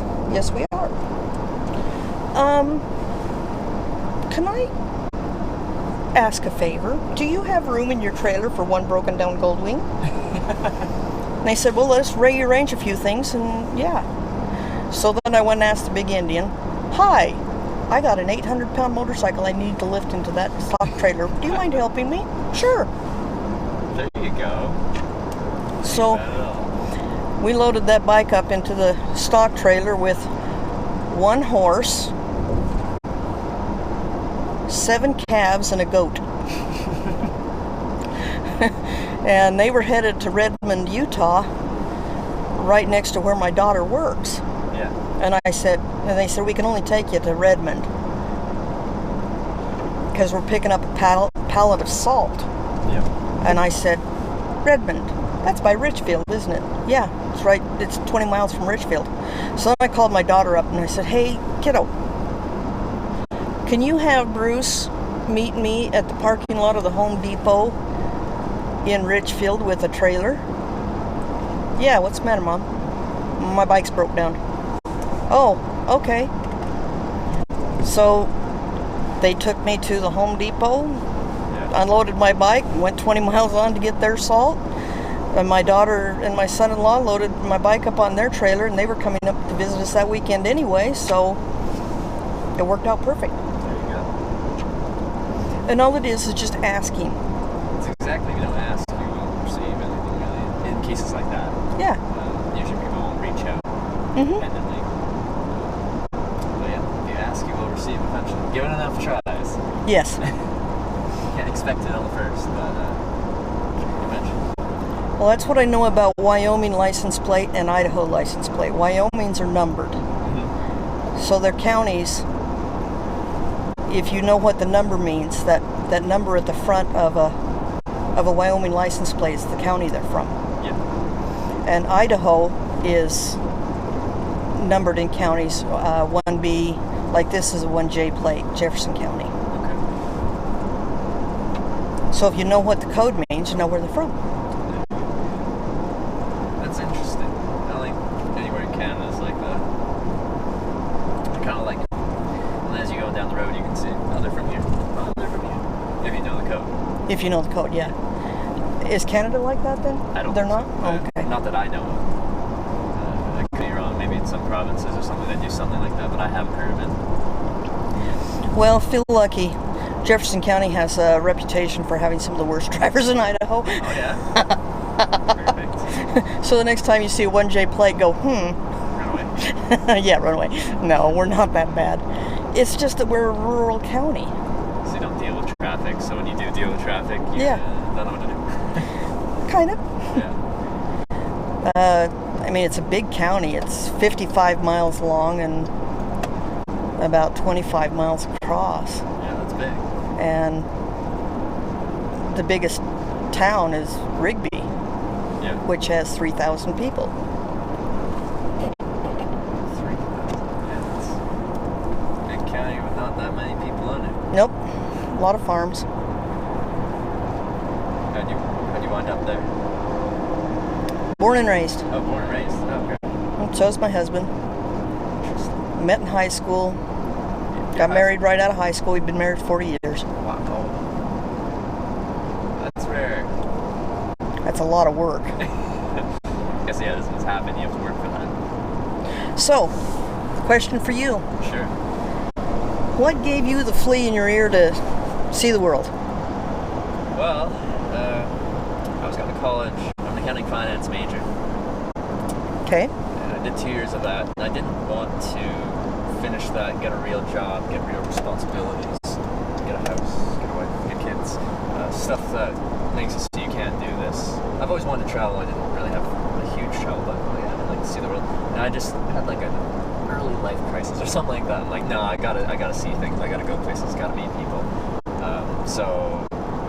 Well, I didn't know what I wanted to do, but I used to take the Greyhound bus from Central British Columbia to Vancouver Island and stuff, like once a month to see my girlfriend and friends and family. And one time I said, screw it, I'm just gonna try hitchhiking instead.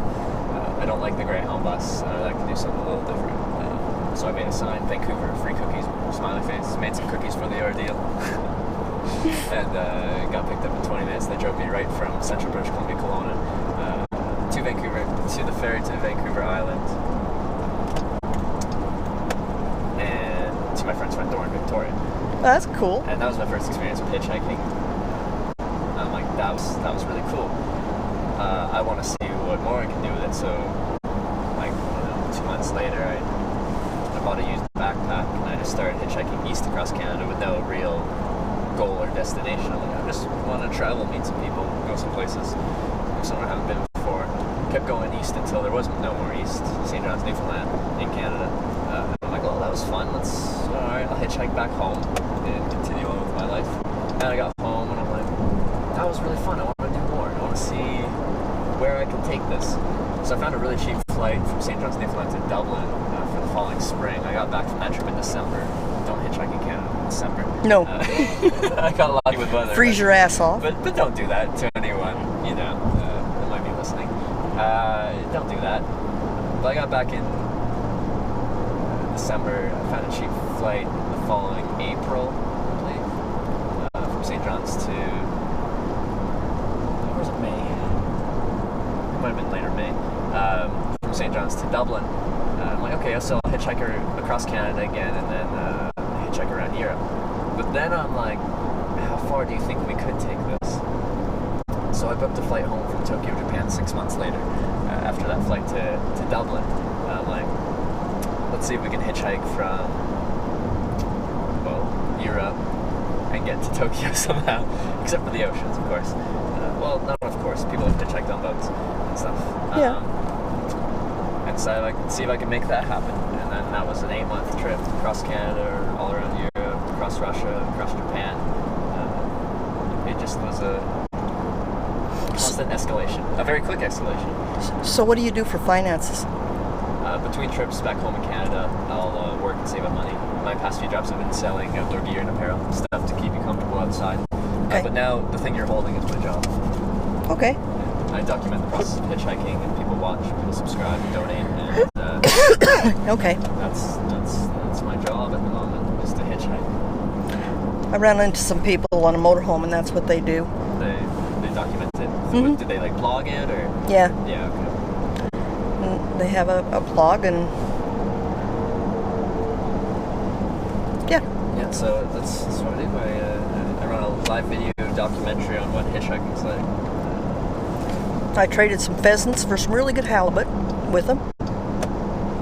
Listened to some of their stories. Yeah. They have some good stories. Yeah. Yeah. Yeah. Well, we're lucky since you're into finances. My husband joined the power company when he was 19 Yep. and started putting it into his 401k when he was 19. Well, he hired on at that golden moment in time when the company still had company pensions Okay. before they'd switched all the way over to 401ks. So my husband will get his 401k plus a company pension plus a union pension and Social Security. So we're going to be all right. You're doing okay. And right now our 401k, even though with the blips and the ups and downs, we've always just let it ride. Yep. Let it Which is just good. stay there, and You didn't freak out in 2008, and it's recovered. and we're sitting at $1.4 million. That's not bad. That's really good. Many people would love to be in that position. And I just happened to and in that time too, I got lucky. His folks and my folks, well, my mom and dad divorced when I was 14. Yeah. So they'd watch the kids, and we'd climb on the bike. And the first trip to Canada, we were gone a week. We spent $125. That was lodging, food, and gas. Wow, that's nothing. And we stayed in provincial parks, and yes, Aran Lakes, a fisherman's paradise. Just free spots on the side road. Okay, another story. So we're going across Montana. We're coming into Nyhart, Montana. Yeah. And we were with some other people. And she gets on the CB and she said, when are we going to stop for breakfast? And I said, well, there was a cafe back there that we just passed. Why don't we just turn around and go back to that cafe? So we turn around and go back to the Lazy Doe Cafe in Nyhart, Montana. We pull into the parking lot, and a bunch of cars came in just about the same time we did. Yeah. And the little old lady, she says, we just had the church group come in, so it's going to be a little while before we can get you served. Is it going to be all right? And we're like, perfect. You got a deck, you got a crick. What more can you need? What more do you need? We got good company, good view. Yeah. Not a problem. So we sat there and waited for a bit. Pretty soon she came out and she said, okay, we can seat you now. And we got in there. And we sitting there, and here come her husband, I guess. Hired hand, hell, I don't know.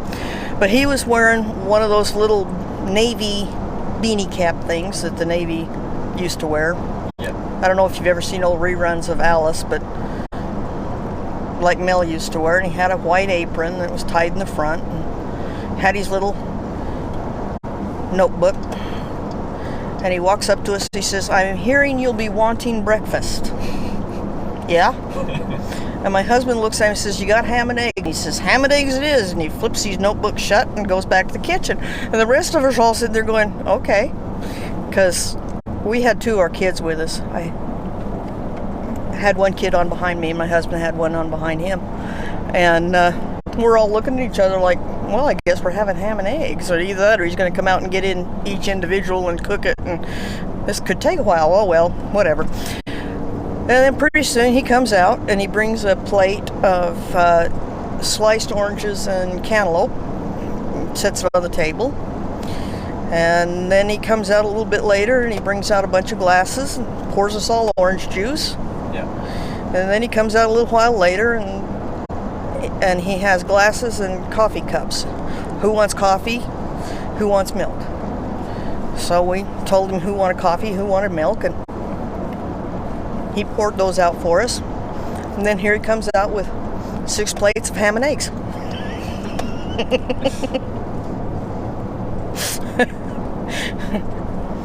So we had ham and eggs. There you go.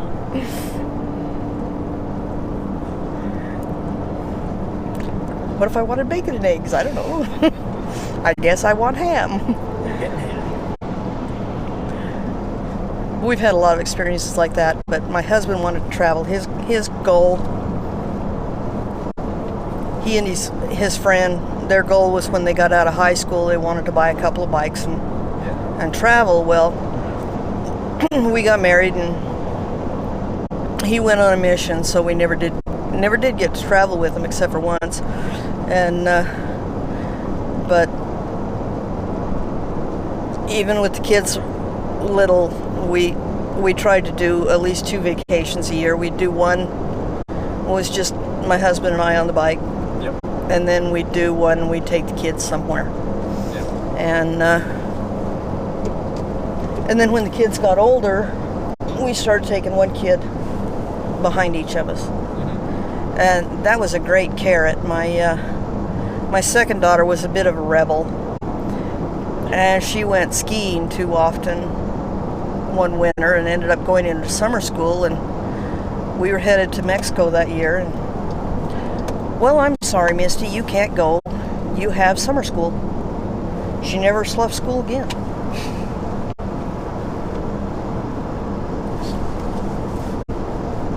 That is a Walmart distributor. Those lights you see down there? Yeah. That huge. Oh, wow. That's huge. Walmart trucks will never pick up a hitchhiker out. No. By company policy. Yeah, I think it's company policy. That's most trucking companies' policies now. You don't get truck rides that much anymore. I've had 6 on this trip, and I've had 254 rides. When people think of hitchhiking, they're like, oh, so you get a lot of ride with truckers? No. Really, not anymore. Almost every commercial company has banned their drivers from picking anyone up. It's not even a hitchhiker thing. It's anyone that isn't the driver that's insured in the truck that's insured. It's all insurance, all liability.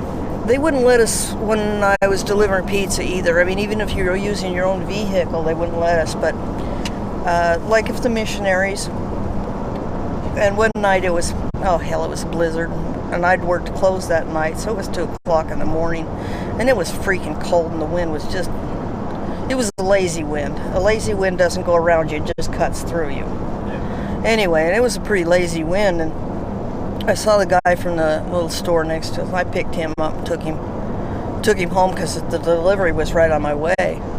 And I got back and my boss said, "Did you pick up Mike from next door?" I said, "Yeah, I did." And she said, "I have to give you a pizza for that, okay? Even though you know it's against the rules." I said, "Jay, there's room. Yeah, I get that. Find a spot to St. George."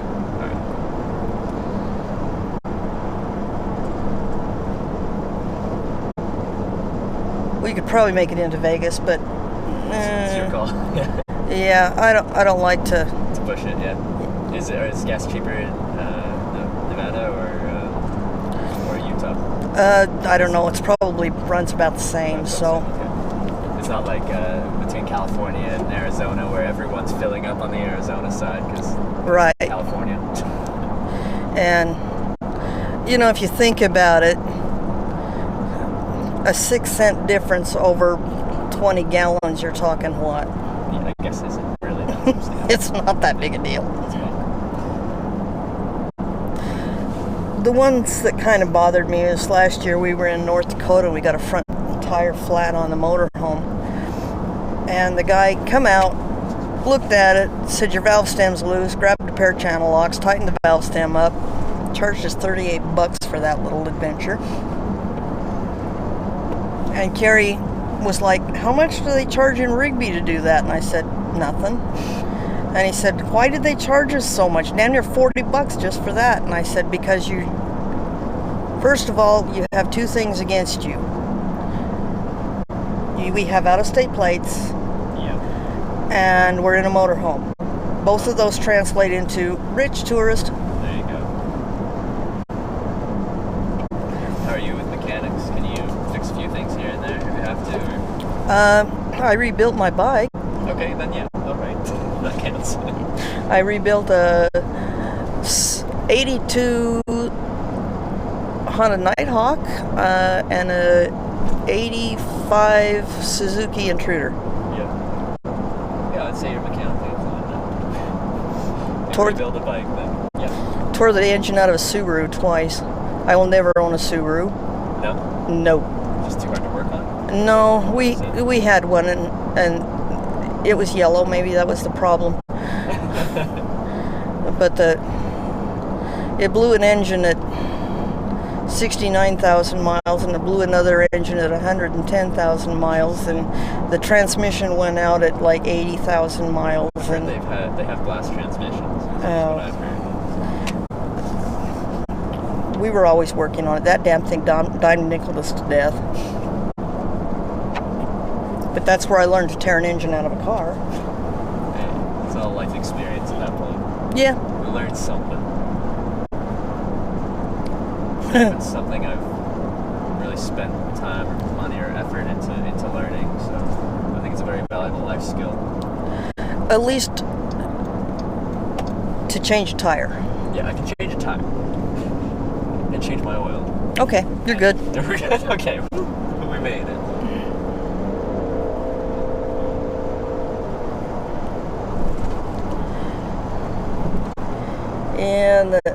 And they kind of, my niece used to live here in St. George.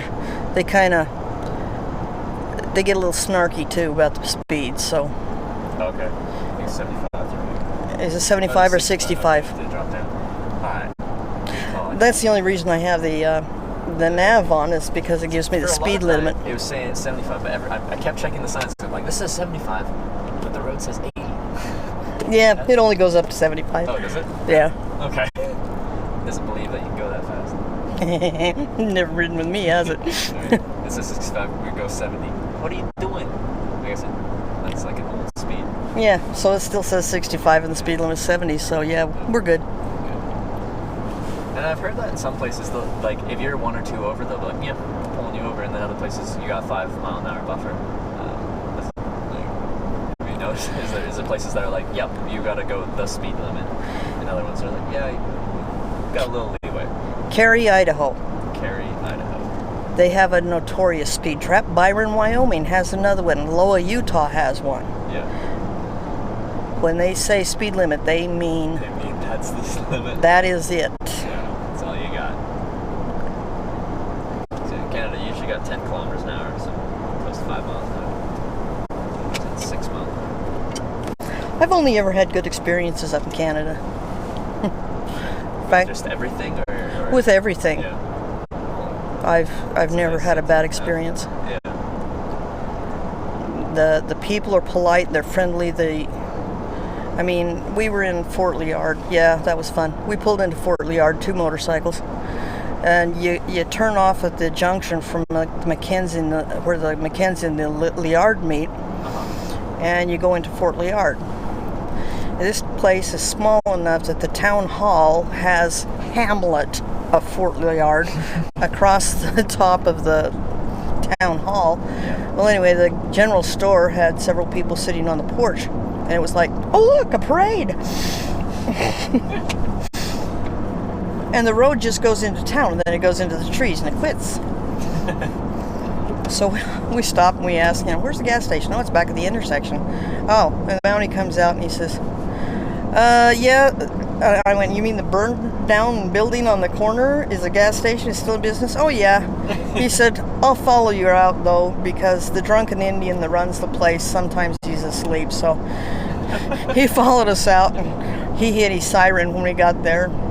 Got gas. Yeah. Otherwise, we wasn't going to make it back to Fort Nelson. That's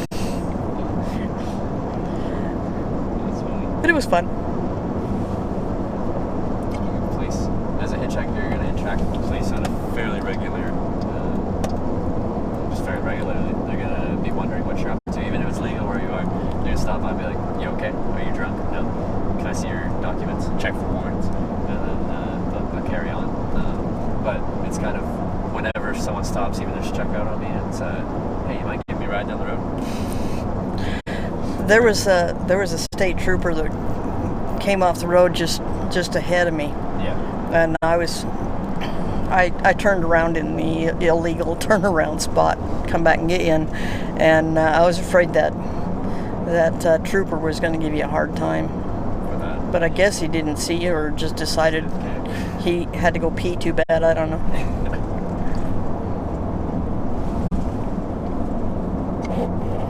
But wherever you want to stop for gas, it doesn't matter. So there's a convenient spot over here somewhere. I'm trying to think where I usually stop, but I can't.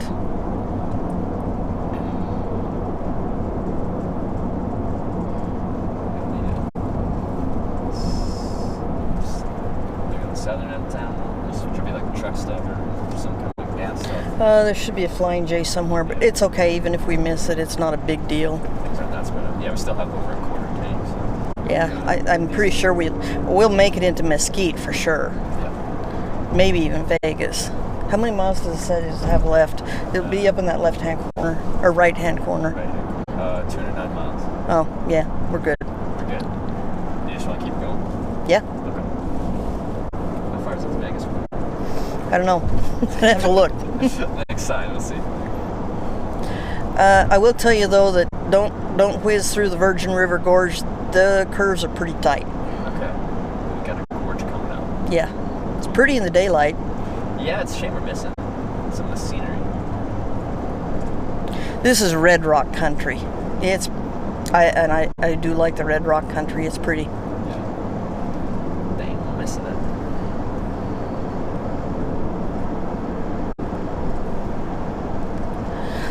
Sometimes cops are pretty cool. We were coming across a painted desert between Cameron and Page, Arizona. And I was on a smaller motorcycle at the time, and it didn't have cruise control. All it had was a throttle lock. So you lock the throttle on whatever you're at, and so you whiz downhill and crawl uphill. And I had a cop following me, and he never bothered him. Never bothered the whiz down the hill. Yeah, that I was breaking the speed limit going downhill and going under the speed limit going uphill, but I don't think I've ever driven anything with a throttle lock. my hand was cramping up on me, so I didn't have much choice. It was like, Yeah. Which is why I got the Wing, because it has a regular cruise control.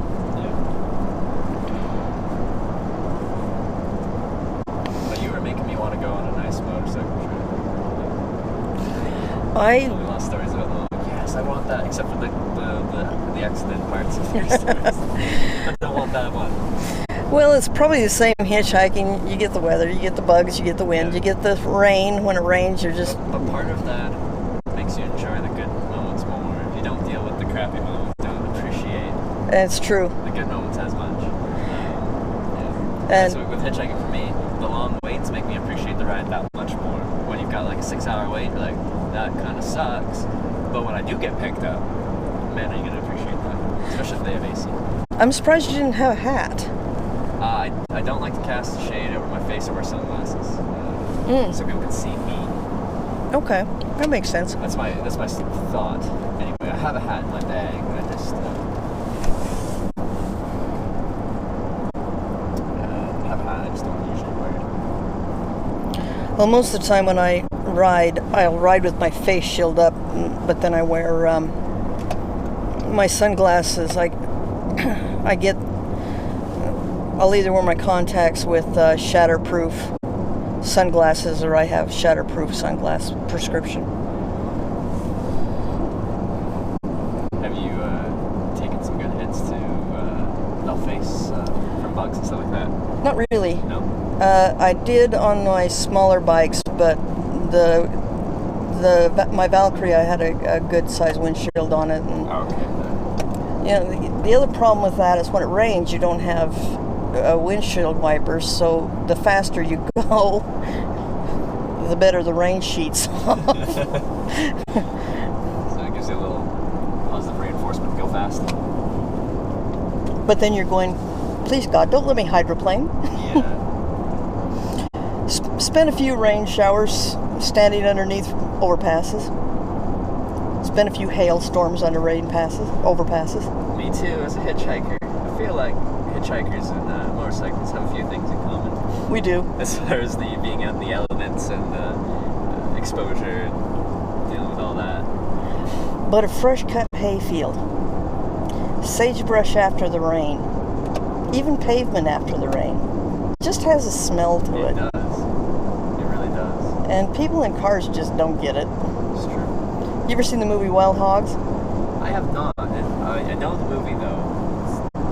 You've heard about it. Yeah, I've heard about it. First time we watched it, it was at a theater. I was laughing so hard. Guy next to me goes, "Lady, it isn't that funny." And I said, "Do you ride?" And he said, "No." And I said, "Then you wouldn't understand." Looked like it was 100 and something to Vegas. So we're good. Yeah. Going to Vegas.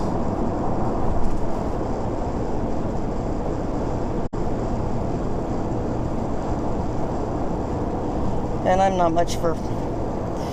I've been to Vegas enough. It just... I'm not a big gambler. Well, yeah, if you don't like gambling or the other creature comforts that Vegas provides, it's not much. No.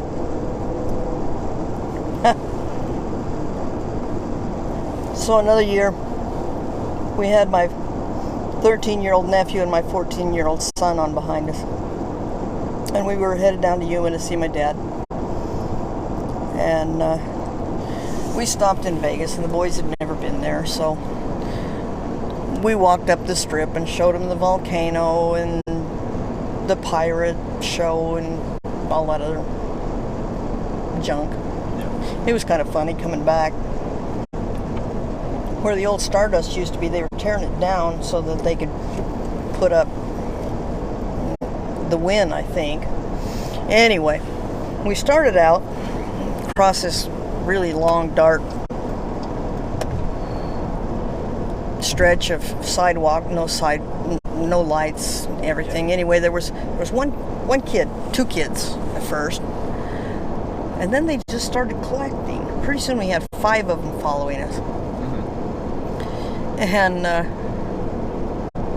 they kept getting closer and closer, and they were egging each other on. And that's when from driving school bus, that's when you have to worry about young males, is when they get in herds. And that's so you don't get a herd of. And told me the C, by the way, and you can help the boys with the 4th one and the 5th. Boys? Yeah. Teenagers. Yeah. Like in high school, still teenagers. Yeah. Yeah.